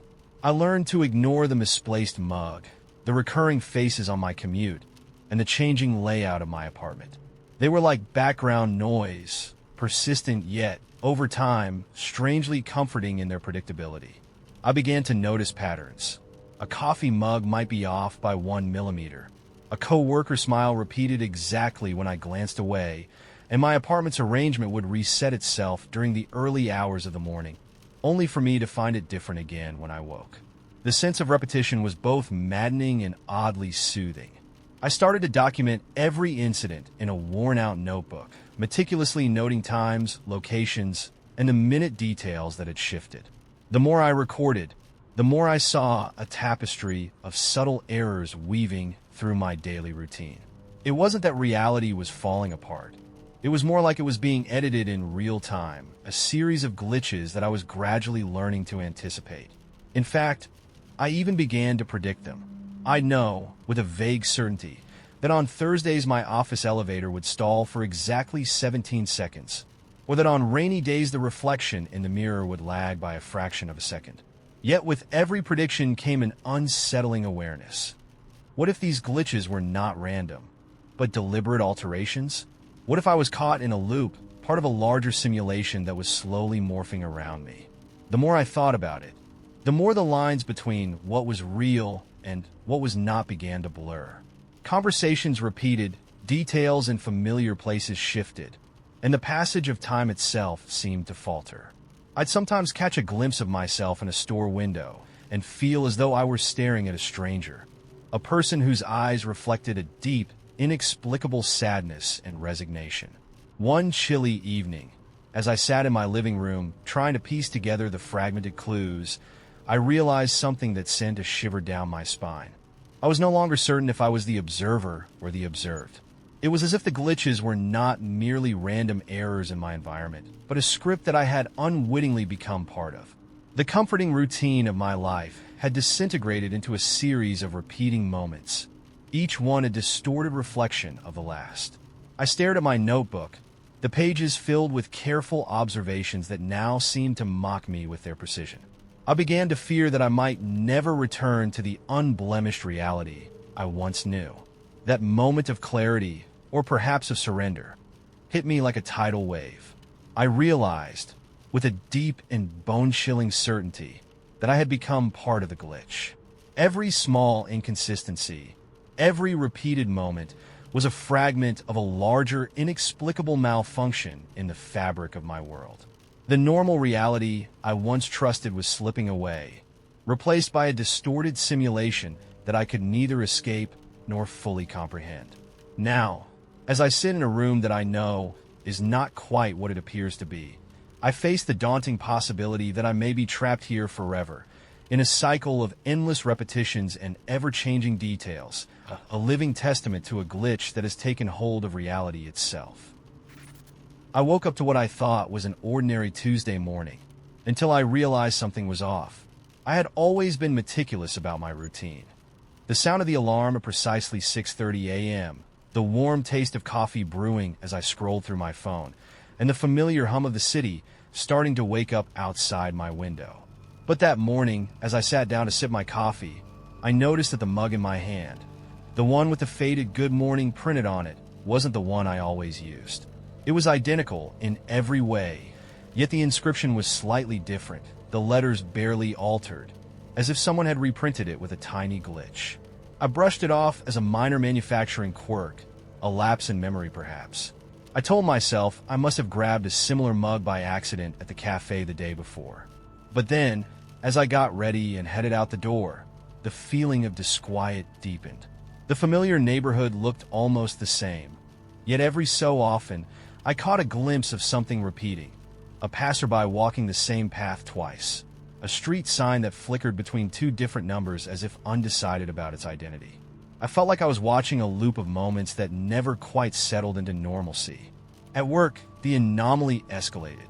During a routine meeting, I glanced at my colleague, Emily, and saw her laugh at something she'd apparently heard, only to realize, when I turned to ask her about it later, that she hadn't said a word. I even caught a moment where she seemed to be frozen mid-laugh, her expression strangely locked, as if the frame had glitched. When I mentioned it, she smiled apologetically and said she must have dozed off briefly, but her eyes, cold and unfocused, told me something wasn't right. As the day wore on, the glitches became more insistent. In the middle of a quiet moment at lunch, I found myself staring at the same conversation playing out over and over. I'd step away for a moment, only to return and see the exact same dialogue, the same words exchanged, as if I were caught in a loop I couldn't break. I tried to capture it on my phone, but the recording would start normally and then skip, the audio warping into static before resuming as if nothing had happened. I was desperate to believe it was a technical error, a coincidence of my mind fatigued by the mundane repetition of daily life. That evening, on my way home, the streets seemed to echo with a familiar rhythm, a cadence of footsteps that I was sure belonged to me. I'd take my usual shortcut through the park, and for a fleeting moment, I caught sight of my own figure in a storefront window, as if I were being watched by a copy of myself. When I turned, there was nothing there. I chalked it up to a trick of the light, a stray reflection in the glass. But when I reached my apartment building, I noticed that the door number had changed. My building, which had proudly displayed apartment 312 for years, now read apartment 313. I paused, staring at it, convinced that I had been here hundreds of times and that nothing could have changed overnight. Yet there it was, glaring back at me like a corrupted file. Inside, the disturbances continued. I walked into my living room, where the clock on the wall ticked steadily, except its hands were moving backwards for a few agonizing seconds before resuming their normal pace. I saw my reflection in the darkened window, and, for a brief moment, my face was distorted like a misprint on a VHS tape. I could feel the ground shifting beneath my feet, a subtle vibration that suggested the very fabric of reality was fraying. I tried to rationalize it. Perhaps it was stress, or maybe I was just overthinking the coincidences. But the more I focused, the more I felt as if I were living in a world where every moment was being replayed, each detail looping back on itself like a corrupted video file. Desperation clawed at me. I began to document everything. Notes on the altered door numbers, sketches of the repeated conversations, even a time-lapse video of the living room that captured the backward tick of the clock. I shared my findings with friends, but they dismissed my accounts as misremembered details or quirks of my imagination. "Maybe you're just tired," one friend suggested gently. "It's all in your head." But I knew it wasn't just my head playing tricks on me. It was as if reality itself was glitching, a system error in the world around me. That night, as I lay in bed staring at the ceiling, the sensation of repetition and loss of control reached a fever pitch. I swore I heard the sound of my own voice, speaking in a loop from somewhere deep within the walls. The whispers were fragmented, as if someone or something was trying to send a message through the static of existence. I closed my eyes, willing myself to wake from what I hoped was a bizarre dream, only to find that sleep wouldn't come. I was trapped in a waking nightmare, forced to endure the relentless recurrence of moments that should have been linear and predictable. In the quiet hours before dawn, I gathered the strength to step outside again. The park was empty, the streets eerily silent. I walked slowly, each step echoing in the cold morning air, my senses alert for any sign of the inexplicable. Every familiar landmark seemed subtly altered. A bench that wasn't there before, a streetlight that flickered in a pattern I couldn't decode. I began to doubt everything I had ever known, convinced that I was no longer in control of my own life, that I had become a mere spectator in a simulation that was breaking down around me. Now, as I write these words, I'm haunted by the growing certainty that something is deeply wrong with our world. I can't tell if these glitches are isolated to me, if my reality is simply malfunctioning, or if I've become part of something much bigger, an experiment, a digital mirage, a fractured layer of existence that no one else seems to notice. The boundaries between what is real and what is not have blurred, and every day feels like a replay of a moment I can't quite escape. I'm left wondering, am I the only one who sees the cracks in our world, or is this a secret that lies just beneath the surface for everyone else? I may never have all the answers, but one thing is painfully clear. Reality, as I once knew it, has broken down, and I fear I've become lost in the glitch. I never thought much about my neighbor when I first moved into the apartment complex. It was one of those old buildings with long, narrow hallways and doors so close together you could hear people sneezing in the next unit. My place was small but cozy, and the rent was cheap, so I didn't ask questions. I was just happy to have my own space. The guy next door introduced himself as Ben on my first night there. He was a little older than me, maybe in his mid-40s, with thinning hair and tired eyes. His apartment was almost identical to mine, though he never invited me in. "Welcome to the building," he had said, his voice polite but flat. "If you ever need anything, just knock." I thanked him, and that was it. A harmless interaction. At first, everything seemed normal. Ben wasn't a noisy neighbor, which I appreciated. Sometimes I'd hear him shuffling around late at night, but it never bothered me. The only strange thing was that he never seemed to leave his apartment. I worked odd hours, sometimes coming home late, and I never saw him go out. Not once. It wasn't until the second week that things started to feel off. One night, as I was locking up, I noticed something odd about his door. The peephole was covered from the inside. Not like he had put tape over it, but as if something was wedged into it, blocking any view. I wouldn't have thought much of it if I hadn't also noticed something else. Deep scratch marks along the bottom of the door frame, like something had clawed at it. A weird feeling crept up my spine, but I shook it off. People have their quirks. Maybe he had a cat or something. Then the knocking started. At first, I thought it was someone at my door. It was a soft, slow knock, 3 steady taps. When I checked, no one was there. But then I realized it was coming from Ben's apartment. I stood there for a few seconds, unsure if I should knock back. Maybe he needed help? Just as I raised my fist, the sound stopped. Silence. I lingered a moment longer before heading back inside, convincing myself I had imagined it. But that night, as I lay in bed, I heard it again. 3 slow, deliberate knocks. I pressed my ear to the wall, listening. No movement, no voices. Just an eerie silence. The next morning, I ran into the building's maintenance guy, Rick. He was an older man, always carrying a cup of coffee that smelled burnt no matter the time of day. I casually asked him about Ben, hoping for some reassurance. Rick gave me an odd look. "Ben," he repeated, frowning. "There's no Ben in 3B. I laughed, thinking he was messing with me.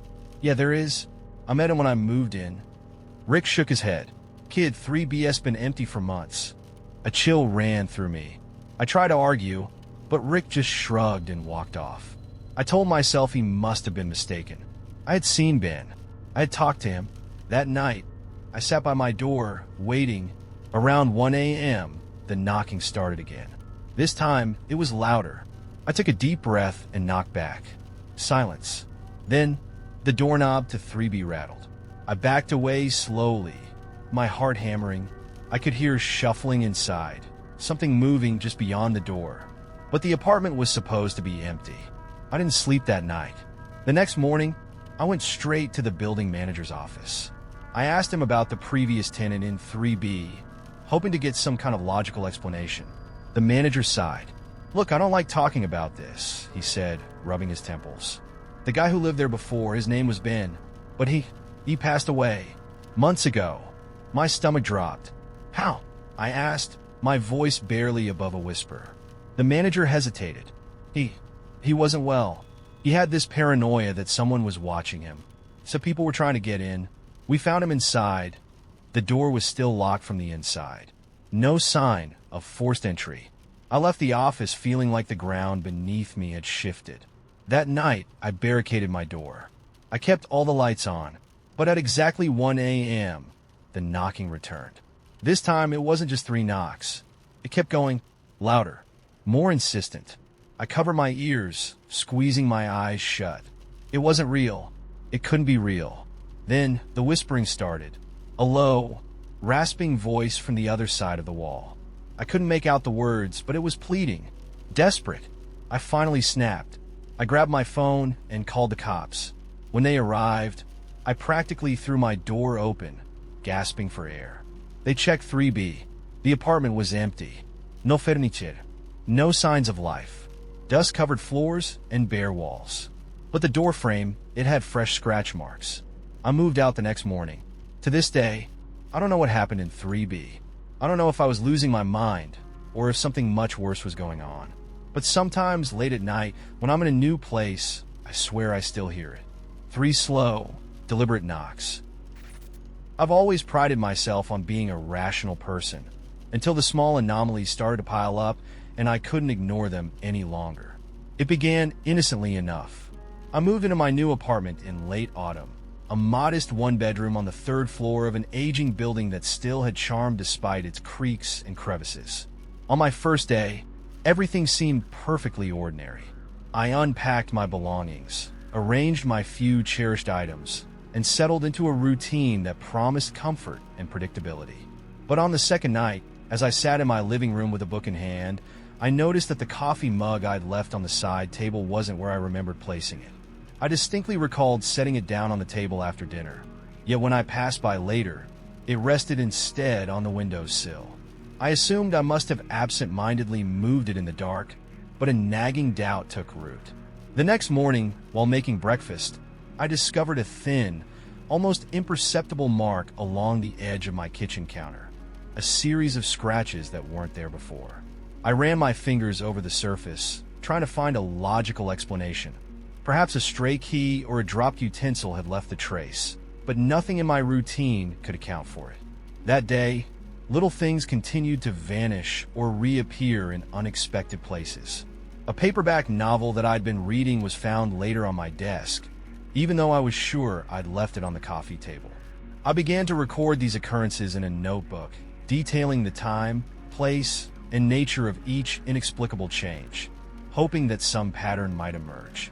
At first, I tried to brush it off as a trick of my tired mind, a product of stress from starting a new job and the pressure of settling into an unfamiliar place. But as days turned into weeks, the disturbances grew increasingly disconcerting. I noticed that every time I returned from work, the arrangement of my living room was ever so slightly altered. The cushion on my favorite armchair was sometimes shifted by an inch, and a small potted plant that had always sat by the doorway would appear on the windowsill instead. One afternoon, I found a cryptic note tucked under the door. It was handwritten in a style I didn't recognize, reading simply, "Watch closely." I felt a chill run down my spine, but when I showed the note to a friend, they dismissed it as an overactive imagination fueled by the stress of moving. I started to feel increasingly isolated. Friends and neighbors insisted that nothing was amiss. They complimented the unchanged layout of the hallway, the unvarying pattern on the carpet, and even the consistent murmur of the building's heating system. Yet, every time I checked, I was confronted with subtle alterations that only I seemed to notice. One evening, while preparing to leave for a meeting, I glanced at the mirror in my hallway. For a split second, my reflection appeared distorted, as if a shadow of another person stood behind me. I spun around, but the space was empty. My heart pounded as I wondered whether my mind was playing tricks on me or if something else was at work. Desperation led me to set up a small camera in my living room. hoping to capture evidence of these inexplicable events. Reviewing the footage the next day, I was startled to see the coffee mug on the table freeze in place for several minutes, even though I remembered moving it earlier. In another clip, I watched as the bookshelf's arrangement subtly shifted while I was away, a clear indication that something was altering my environment without my intervention. Each viewing left me more unsettled, as if the very fabric of my safe haven were being manipulated by an unseen force. The phenomenon began to seep into every aspect of my life. I started noticing that my own memories were becoming unreliable. I recalled leaving my apartment at a certain time only to find that my digital clock registered a gap of nearly an hour, as if I had skipped through time. Conversations with friends turned odd, too. Details from our shared past were recounted differently by them than I remembered. When I mentioned the note under my door, one friend insisted they'd seen a similar message in a different part of the building years ago, though I was certain I had never heard of such a thing. Sleep became a restless, haunted state. I'd lie awake listening to the soft hum of the building's pipes and the occasional creak that now seemed to punctuate the silence like a warning. In the dead of night, I would sometimes catch a glimpse of movement in the corner of my eye, a shadow passing just beyond the lamplight, a fleeting shape that vanished when I turned to look. Each time, I questioned whether it was merely my imagination, but the certainty in my gut grew stronger with each encounter. One stormy evening, when the rain hammered against the windows and the power flickered, I decided to confront the anomaly head-on. I sat in the center of my living room, surrounded by the carefully arranged objects that now felt both familiar and strangely alien. I began reciting aloud the details of my day, trying to anchor myself in the reality I once knew. But as I spoke, I heard a faint echo of my own voice, layered beneath the words, a whisper that seemed to contradict everything I was saying. It was as if someone else were in the room, reciting a parallel version of my life. I bolted upright, heart racing, and for a moment, I was convinced that I was no longer alone in my own reality. Since that night, I have been unable to shake the feeling that these disturbances are not random glitches, but part of a larger, deliberate pattern. I find myself constantly on edge, scrutinizing every small detail in my surroundings, searching for the next shift, the next sign that my world is being rewritten piece by piece. I am left with a lingering question that haunts me every day. Are these changes simply the product of a tired mind, or is there something far more sinister at work? A hidden hand, an unseen presence, orchestrating the slow, methodical unraveling of my reality? I continue to document each occurrence, even as the sense of unease grows to a point where I no longer feel safe in my own home. Every day, I wake with a sense of foreboding, knowing that the familiar objects I once trusted might be altered the moment I turn away. And as I look at the empty spaces where things once were, I can't help but wonder, was it just my perception all along, or is there something behind these events? A force or an intelligence that lurks just beneath the surface, waiting for the right moment to reveal itself?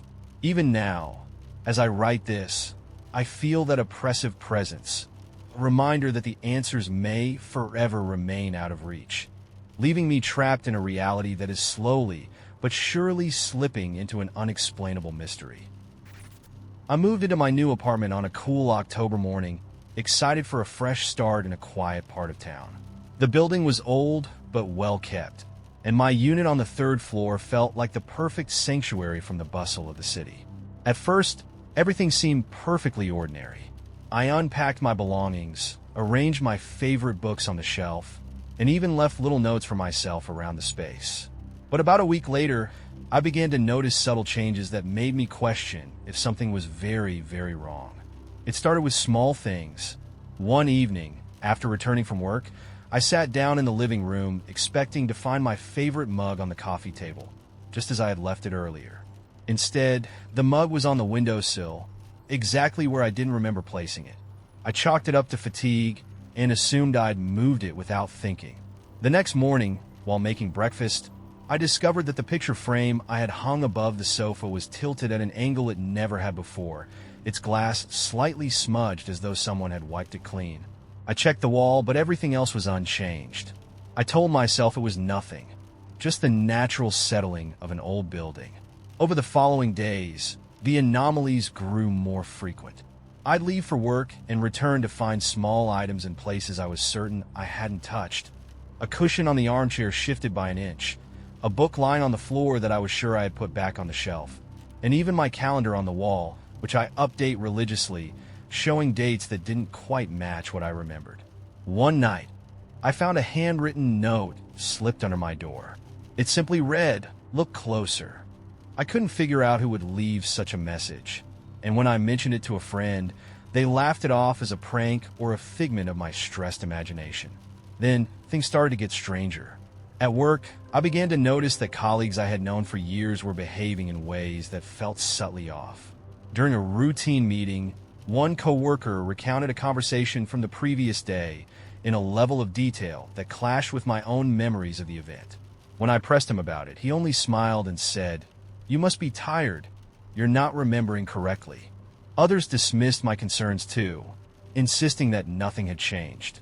But I could swear that something was very wrong with the way people interacted with me now, as if they were hiding a secret, or perhaps even following a script that only they knew. One rainy night, while I was alone in my apartment, I sat in the dim light and tried to piece everything together. The steady drip of rain against the window provided a soundtrack to my mounting anxiety. As I scanned the room, I noticed something that made my blood run cold. The layout of my living room had subtly shifted.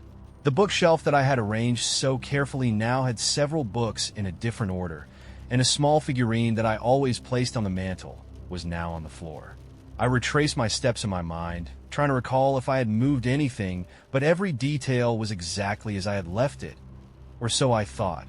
The feeling that I was losing control over my own environment grew stronger with each passing hour. I began to keep a detailed journal of every odd occurrence, writing down times, locations, and even the exact positions of objects in my apartment. The more I recorded, the more I became convinced that these weren't random accidents.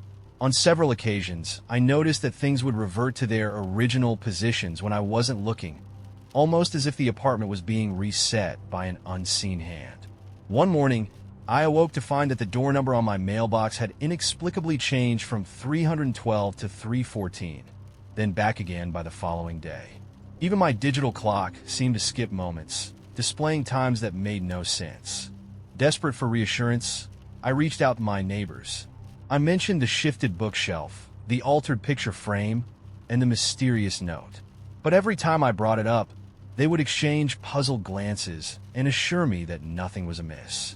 One elderly neighbor, who always sat on her porch, told me, "Your mind is playing tricks on you, dear.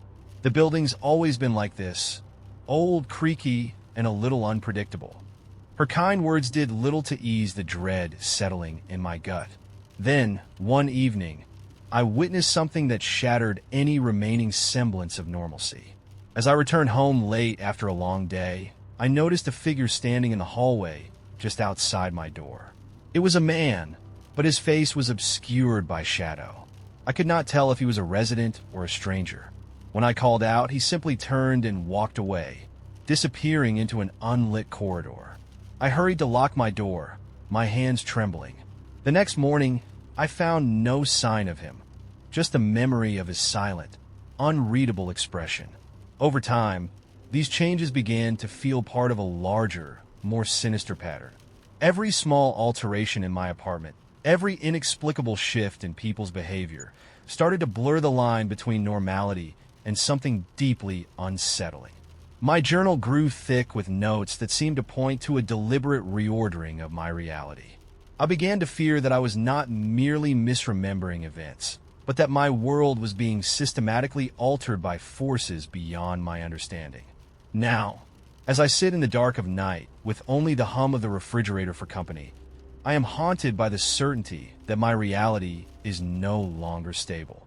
The apartment I once considered my sanctuary has become a shifting, unreliable space, a place where familiar objects betray me and the people around me act as if they're part of some secret conspiracy. I'm left questioning everything. Are these changes merely coincidences born of a tired mind, or is there something far more malevolent at work?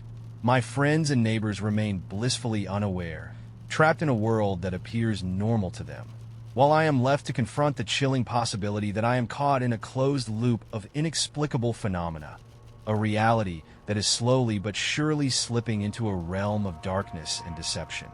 I no longer know where the truth lies. Every day, I brace myself for the next inexplicable shift, the next note, the next glimpse of a shadow in the hall. And as I write these words, I can't shake the feeling that my entire existence might be nothing more than a carefully constructed illusion, a fragile facade hiding something far more disturbing than I ever imagined. Whether it's my own mind betraying me or an unseen force rewriting my reality, one thing is clear. I may be trapped in a world that seems perfectly ordinary to everyone else, but to me, it has become an alien and hostile landscape of perpetual change. I've always been a rational person. I don't believe in ghosts, I don't get scared easily, and I've never thought twice about things that go bump in the night. But something happened a few years ago that I still can't explain. No matter how many times I try to convince myself it was just my imagination. It started on a completely normal evening. I was house-sitting for my aunt and uncle while they were out of town for a wedding. Their house was in a quiet suburban neighborhood, one of those places where nothing ever happens. The kind of place where you leave your doors unlocked during the day and where the biggest excitement is a stray cat wandering into the yard. I was staying for the weekend, and it was just me and their dog, Charlie. A big, lazy golden retriever who never barked unless someone rang the doorbell. That first night, everything felt normal. I made dinner, watched TV, and let Charlie out into the backyard before heading to bed. It wasn't until around 2 a.m. that I woke up to the sound of him growling. It was low and guttural, unlike anything I'd ever heard from him before. At first, I thought he must have heard a raccoon or a stray dog outside, but when I got up and looked out the window, the yard was empty. Just the motion light swaying slightly from the wind. I told Charlie to calm down, but he wouldn't stop staring at the back door, his body rigid, ears pinned back. I turned on the porch light and stepped outside to check, but again, nothing. No movement, no sound. Just the eerie silence of a neighborhood that should have felt safe. Still, I couldn't shake the feeling that something was off. I locked the door extra tight and went back to bed, chalking it up to Charlie just being weird. The next night was when things got worse.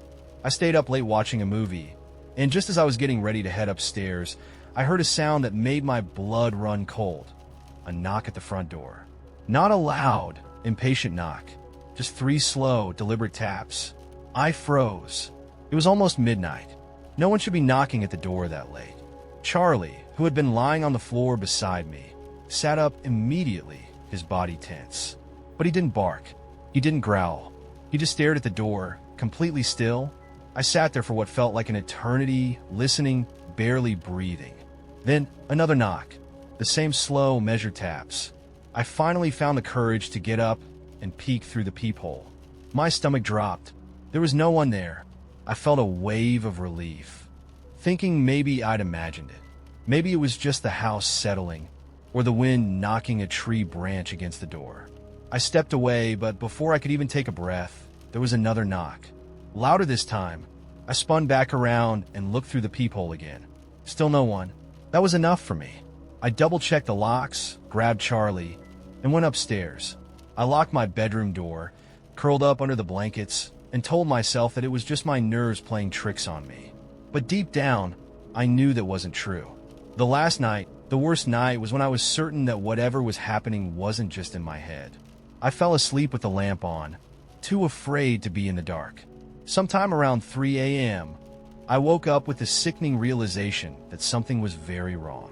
Charlie was standing at the bedroom door, his head tilted, staring at it as though he could see something I couldn't. And then I heard it.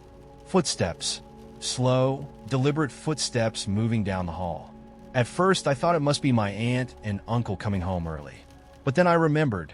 No, they weren't coming back until tomorrow. And even if they had, they wouldn't be creeping down the hall like that, stopping just outside my door.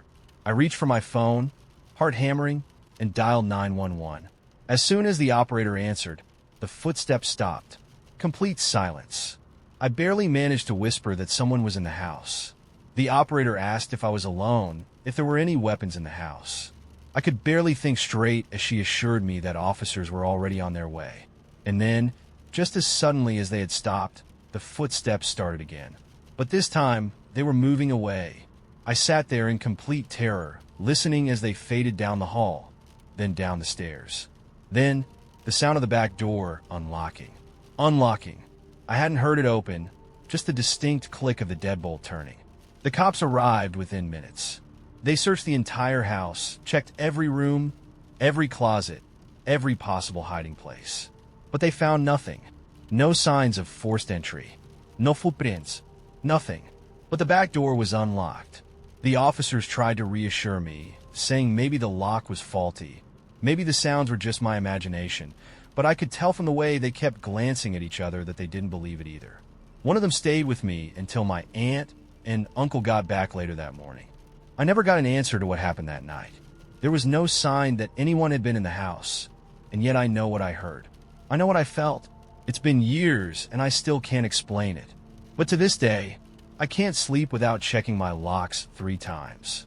And I'll never, ever ignore the sound of slow, deliberate knocking again. I first met him on a chilly spring afternoon at a small, independent bookshop tucked away on a side street. I was browsing through a collection of old poetry, trying to find solace in the familiar verses, when I noticed him standing quietly in the corner. He smiled, a gentle, welcoming smile, and introduced himself as Eric. His demeanor was warm, his interest in the books genuine. He asked me which poems resonated with me, and I found his questions thoughtful rather than intrusive. For a brief moment, I felt the ease of a kindred spirit in a place where one often feels isolated. I left the shop with a new volume tucked under my arm and a lightness in my step, never expecting that this seemingly benign encounter would unravel into something far more unsettling. Over the next few weeks, I began to see Eric in the most unexpected places. One morning, on my routine jog through the park, I caught sight of him leaning against a weathered lamppost, watching the sunrise as though he belonged to that quiet moment. I paused, unsure if it was a coincidence or a sign that our paths were destined to cross again. I dismissed the thought as mere chance. However, the encounters grew more frequent. I started to see him in my favorite cafe, sitting at a table near the window, just as I was ordering my morning coffee. Each time, he offered a nod or a soft hello, and in each instance, his gaze lingered a moment too long, as if he were memorizing every detail of my appearance and routine. At first, his attentiveness felt like a harmless quirk, an odd but endearing habit. But soon, subtle details began to prick at the edges of my comfort. One afternoon, while waiting in line at a local deli, I overheard him mention a detail about my recent vacation that I hadn't shared with anyone. I distinctly remembered muttering my travel plans to a friend, thinking nothing of it. Yet here he was casually recounting it to the person ahead of him in line. My skin crawled. I brushed it off, assuming perhaps I'd been too careless with my words. But the seed of unease had been planted. Then came the little signs that couldn't be so easily dismissed. I started receiving unexpected messages on my phone. Text messages from unknown numbers quoting lines from the same book of poetry we had discussed in the shop. The messages were benign on their own, yet they contained intimate references to the time of day or even to places I had recently visited. Once, after a particularly stressful day at work, I found a neatly folded note slipped under my apartment door. In a careful script, it read, "I remember your quiet strength. You are never truly alone." I felt a shiver run down my spine as I realized that details I'd never willingly broadcast were now part of someone's narrative about me. My initial delight at meeting a seemingly kind stranger turned into a growing paranoia. I began to notice that Eric's appearances were never random. He seemed to be present during moments when I was most vulnerable, standing in the shadows at the bus stop when I was lost in thought, appearing at a friend's gathering when I felt isolated even in a crowd. His questions grew bolder, too precise. In casual conversation, he'd mention things about my life that I had only shared in confidence. I once laughed nervously when he commented, "I know you've been avoiding that promotion at work because it feels like another trap." I had never spoken of my fears with anyone, yet here he was, echoing my innermost doubts as though they were public knowledge. Desperation led me to start keeping a detailed journal of every encounter. I noted the times and places, the expressions on his face, the exact words he used. The entries painted a disturbing pattern. He always seemed to know more about my day than I had expected, as if he were following me or eavesdropping on my life. I confided in a close friend, hoping for reassurance, but her calm dismissal only deepened my unease. Maybe he's just very observant, she suggested, though even she couldn't hide a flicker of concern when I described the note on my door. One evening, as twilight settled over the city, I decided to confront him directly. I waited outside a dimly lit park where we had previously crossed paths. The chill in the air was nearly as biting as my fear, but I needed answers. After what felt like an eternity, Eric emerged from behind a cluster of trees. His eyes, once warm and inviting, now held an intensity that made my heart race. "I've been wanting to talk to you," he said softly. "We share something, don't we? I know you feel it too." His words, meant to be comforting, only sent a shudder through me. "What do you mean?" I stammered, stepping back, but he only smiled, a slow, enigmatic smile that didn't reach his eyes. "I know where you've been, the paths you take, and the thoughts you hide," he continued, his tone almost hypnotic. "I just want to help you see that you're not alone." The revelation was chilling. His claims were both unnervingly intimate and impossibly broad. I left that encounter with my mind in turmoil. Had I imagined the signs, or was someone meticulously tracking my life? I began to scour my memories, re-examining every conversation, every fleeting smile, searching for a moment when I might have unwittingly given him permission to intrude so deeply. My rational mind fought back, insisting that coincidences happen, that I was overreacting to a series of unfortunate events. Yet every time I caught a glimpse of a familiar figure in a dark corner or received another cryptic message, the balance tipped further into uncertainty. Now, as I sit in the quiet of my apartment, the clock ticking loudly in the background, I'm left with an overwhelming sense of dread. I've tried to find a logical explanation.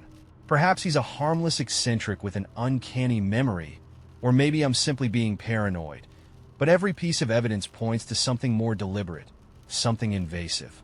Each encounter with Eric blurs the line between friendly curiosity and something far more sinister, leaving me to wonder if my life has been hijacked by a stranger with an obsessive agenda. I don't know if he's truly dangerous or if my mind is conjuring up shadows from the unknown.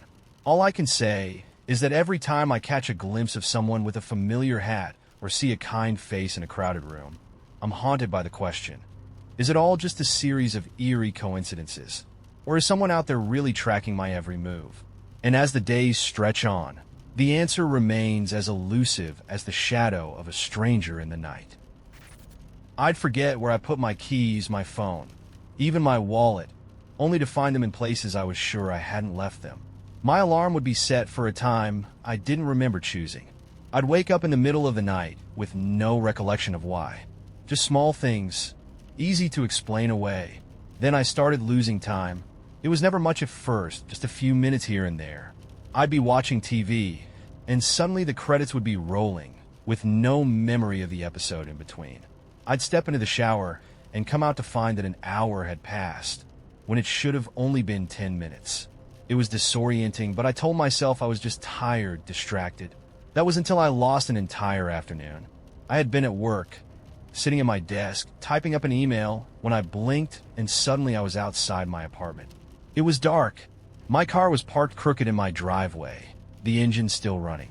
My phone said it was 9:46 p.m. The last thing I remembered was it being a little after 3 in the afternoon.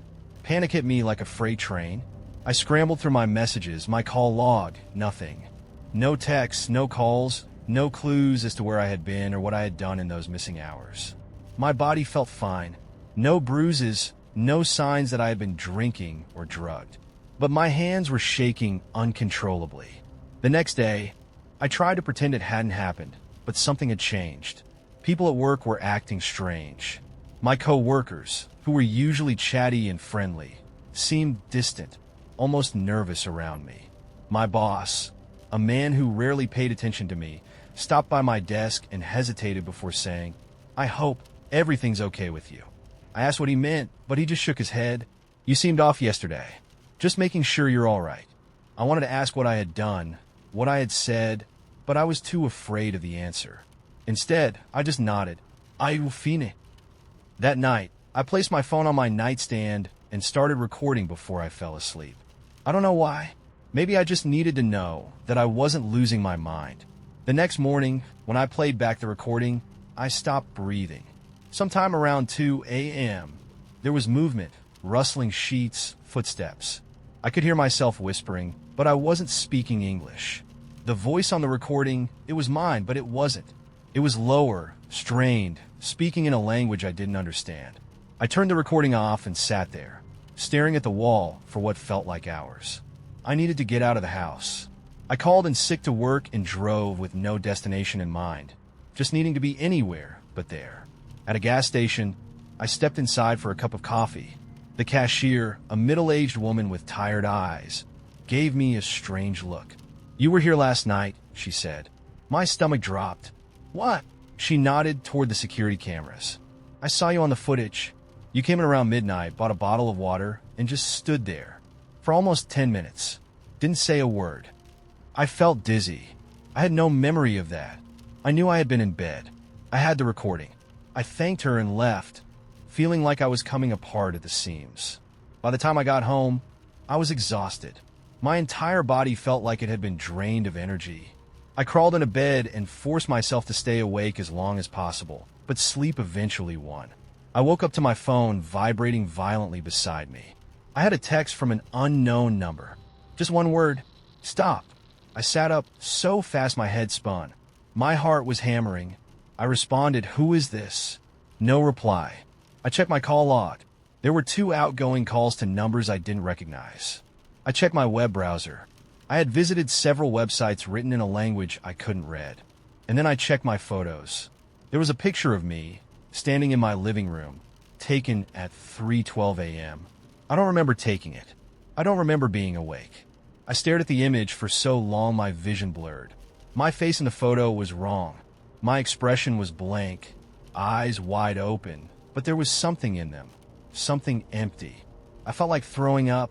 I deleted the photo, turned off my phone, and sat in my apartment frozen. I haven't recorded myself sleeping since.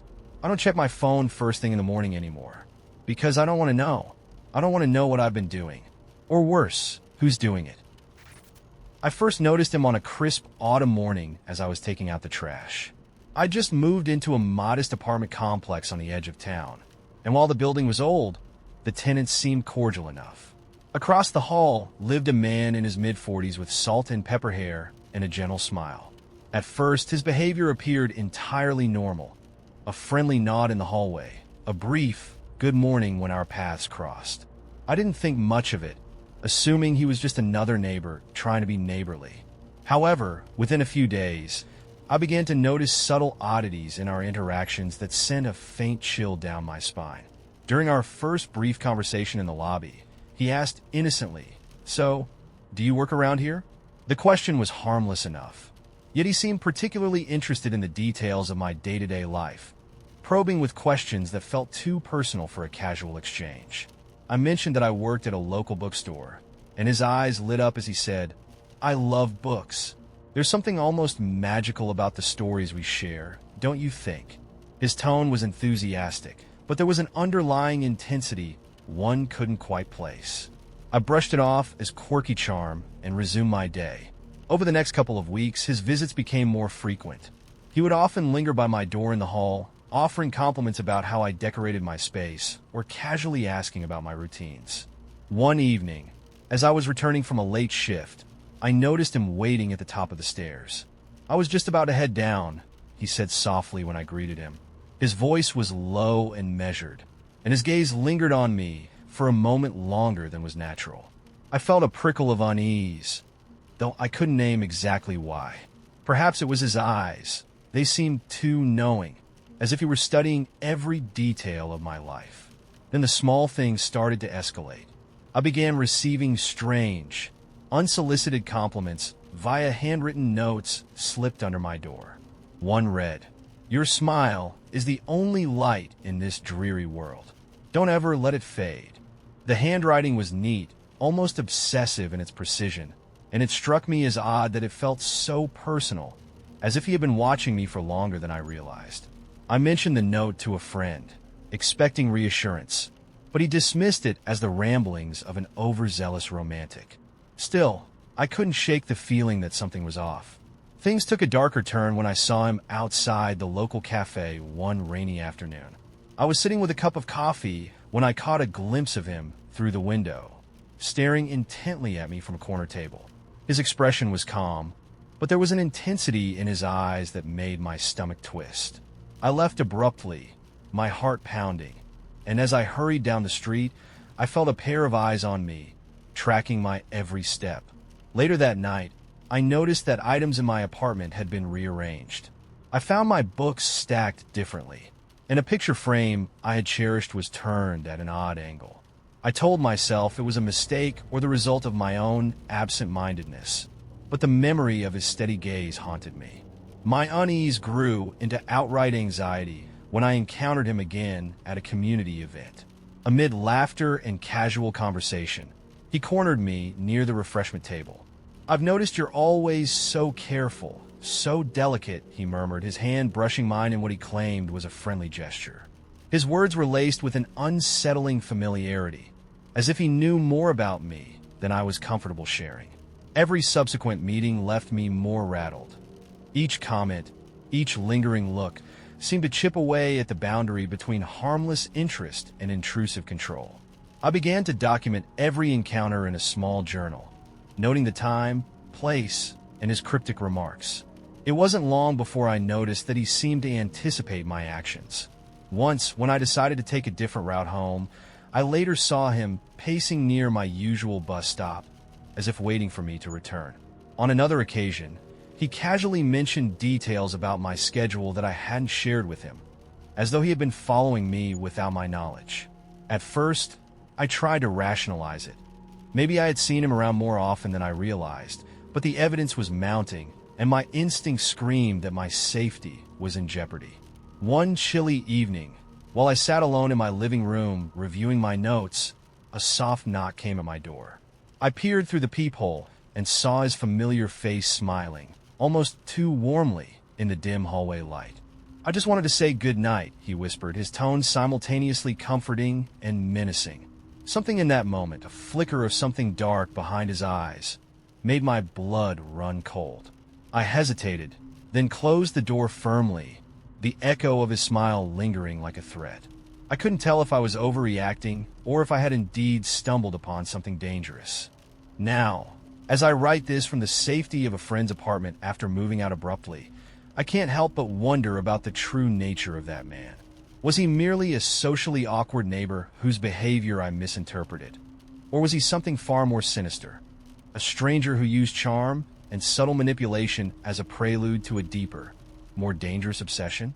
I've seen him once or twice since leaving, always at a distance, always with that same unnerving smile. I never know if I'm simply being paranoid, or if he's a constant reminder that there are people out there who operate in the shadows, quietly observing and waiting for the perfect moment to make their move. To this day, I remain haunted by his persistent presence. My instincts tell me that he could be anywhere, blending into the crowd, his intentions hidden behind a mask of normalcy. I leave you with this. If you ever encounter someone who seems too interested in the intricacies of your life, who pays compliments that unsettle rather than uplift, trust that nagging feeling in your gut. Perhaps it's just your imagination, or perhaps it's a warning that you're being watched. I can't say for certain what he truly is, but one thing is clear. Sometimes, the most unassuming stranger can be the most dangerous of all. It started on a frigid night last December when I was closing up my late shift at a small gas station on the edge of town. I always took the same route home, a lonely, winding road flanked by dense, dark woods and the occasional flickering streetlight that did little to pierce the gloom. That night, however, something felt decidedly off as soon as I stepped outside. The air was unnaturally still, and an uneasy silence blanketed the area, disturbed only by the low rumble of an approaching storm. I shrugged it off, assuming the weather was playing tricks on my nerves, and climbed into my car. As I drove, the headlights caught a figure standing motionless near an old bus shelter. He wore a long, threadbare coat and a battered hat pulled low over his eyes, concealing much of his face. At first glance, he appeared to be just another lost soul seeking refuge from the cold, but there was something in the way he stood, so unnaturally still, as if frozen in time, that made my heart race. I tried to convince myself that it was nothing more than a trick of the light, yet as I passed him, I couldn't shake the feeling that he was watching me. I glanced at the rearview mirror repeatedly, and sure enough, each time I caught a glimpse of him, still standing there, his eyes fixed on me with a gaze that sent shivers down my spine. I accelerated slightly, urging myself to put distance between us, but when I reached a bend in the road, I saw him step off the curb and start walking toward my car. His movements were deliberate and unhurried, yet every step he took resonated with an unsettling intent. A chill ran through me as I fumbled for my phone to call someone, anyone, but in my haste, it slipped from my grasp and clattered onto the floor. Panic surged as I realized I had but one option: escape. I slammed my foot on the accelerator, the engine roaring as I sped away into the inky night. The road seemed to stretch endlessly, twisting through the barren outskirts of town, while my eyes darted to every shadow along the roadside. I dared a glance in the mirror and saw him again. A fleeting glimpse of a gaunt face illuminated by the sporadic glare of the streetlights. His lips twitched into a smile that was neither friendly nor inviting, a smile that promised trouble. The image burned itself into my memory. I eventually found solace at a 24-hour convenience store, its fluorescent lights a stark contrast to the oppressive darkness outside. I sat in my car for several agonizing minutes, trying to steady my breathing, my hands still trembling as I replayed every detail of that encounter. The next morning, as the adrenaline faded and a cold dread took its place, I reported the incident to the local police. The officer on duty listened with a mix of skepticism and pity, informing me that several similar reports had come in over the past few months. Apparently, a man matching that description, a gaunt, unsettling figure with a predatory gaze, had been spotted in various parts of town, always lurking in the margins of society, always watching. I couldn't shake the impression that this was no random occurrence, but part of something far more sinister. I began to scour online forums and local news archives late into the night, discovering scattered accounts from other frightened individuals who described eerily similar encounters. Their stories, though differing in small details, all shared that same pervasive sense of being stalked by a presence that defied explanation. In the weeks that followed, the memory of that night morphed into a constant, gnawing anxiety. Every time I drove alone, every dark, empty street became a potential hunting ground for that ominous stranger. I installed extra locks on my doors, and even a small security camera outside my apartment, hoping to catch a glimpse of any intruder. Sometimes, when I reviewed the footage, I swore I caught a glimpse of a pale, indistinct shape lingering in the shadows, a silent observer with eyes that seemed to follow me wherever I went. At work, I found myself jumpy and distracted, often scanning the room for any sign of movement, any face that resembled that haunting figure. Friends and co-workers noted my sudden wariness and the haunted look in my eyes, but none could understand the full depth of the terror I'd experienced. Late one night, as I sat alone in my living room, a soft knock at the door startled me from a half-dozen anxious thoughts. Peeking through the peephole, I saw no one, only the empty, dark corridor of my apartment building. Yet, the sensation of being watched returned with a vengeance. The knocks became more insistent over the following days, sometimes gentle, almost pleading, and other times harsh, as if warning me to leave. I began to receive strange, handwritten notes slipped under my door. Each note bore a single chilling message: "I'm always watching." The handwriting was neat and deliberate, and though I couldn't place it, it echoed the same unnerving presence from that fateful night. I've spent countless sleepless nights replaying every moment in my head, wondering if I'd done something to attract this sinister attention. I know deep down that this isn't the ramblings of an overactive imagination or the paranoia of a sleepless mind. There's a method to this madness, a purpose behind his relentless pursuit. The unsettling truth is that he could be anywhere, blending in with the ordinary faces on the bus, the fleeting stranger in a coffee shop, or the solitary figure at the end of a dark hallway. His presence is a reminder that danger often lurks in the most unassuming places, and that sometimes a chance encounter can shatter the illusion of safety we cling to every day. Now, every time I step outside after dark, I do so with a heightened sense of alertness, my eyes scanning for that all-too-familiar silhouette. I've learned that the streets hold secrets that can turn an ordinary night into a nightmare in an instant. I can't help but feel that I was marked that night, and that my experience is only one piece of a larger, more disturbing puzzle. If you ever find yourself alone on a quiet road or notice a stranger whose gaze lingers too long, trust your instincts and get out of there immediately. The man I encountered isn't just a figment of local lore. He's a real threat, a chilling reminder that evil can hide in plain sight, waiting for the right moment to strike again. It started on an unremarkable Tuesday afternoon when I realized my favorite pen was missing. I was sure I'd left it on my desk before heading out to pick up groceries, but when I returned, it was nowhere to be found. I assumed I had misplaced it in the rush of my day, yet a strange sense of unease began to creep in. That evening, while tidying up my small apartment, I noticed that small objects, keys, a watch, even a framed photograph, seemed to have shifted positions. I chalked it up to my own absent-mindedness, or perhaps the result of a clumsy pet, though I lived alone.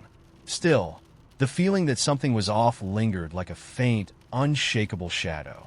The following day, I encountered a minor coincidence that quickly escalated into something unsettling. While waiting at a crosswalk, I saw a man in a worn jacket smile at me. His expression was oddly familiar, as if I had known him all my life, yet I couldn't recall ever meeting him. When I tried to ask him about our supposed acquaintance, he simply nodded and walked away without a word, leaving me with more questions than answers. Later that night, I received a text message from a friend about a conversation we'd had that day, one I had no recollection of. His tone was light, as if nothing was amiss, but his insistence that we discuss something important sent shivers down my spine. As days turned into weeks, the disturbances grew incrementally stranger. In casual conversation with my neighbor, I mentioned an unusual noise I'd heard earlier, a soft humming that seemed to echo through the hallways.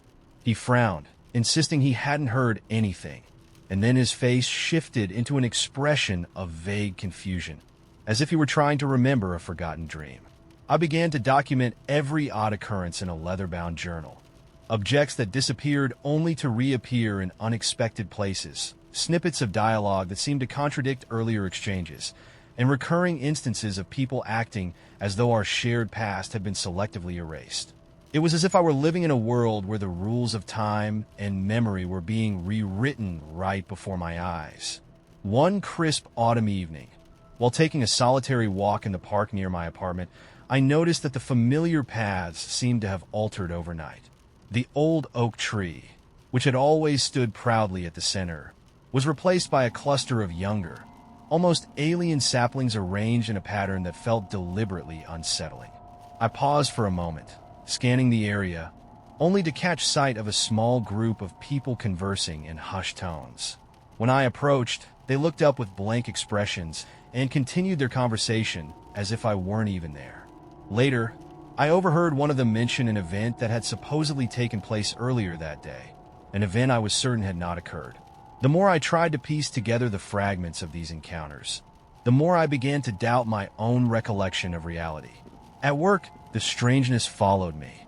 I started noticing colleagues behaving as if certain moments of the day had been erased. A conversation I had with a coworker in the break room would be met with polite smiles the next time we crossed paths, but when I brought it up, they insisted it had never happened.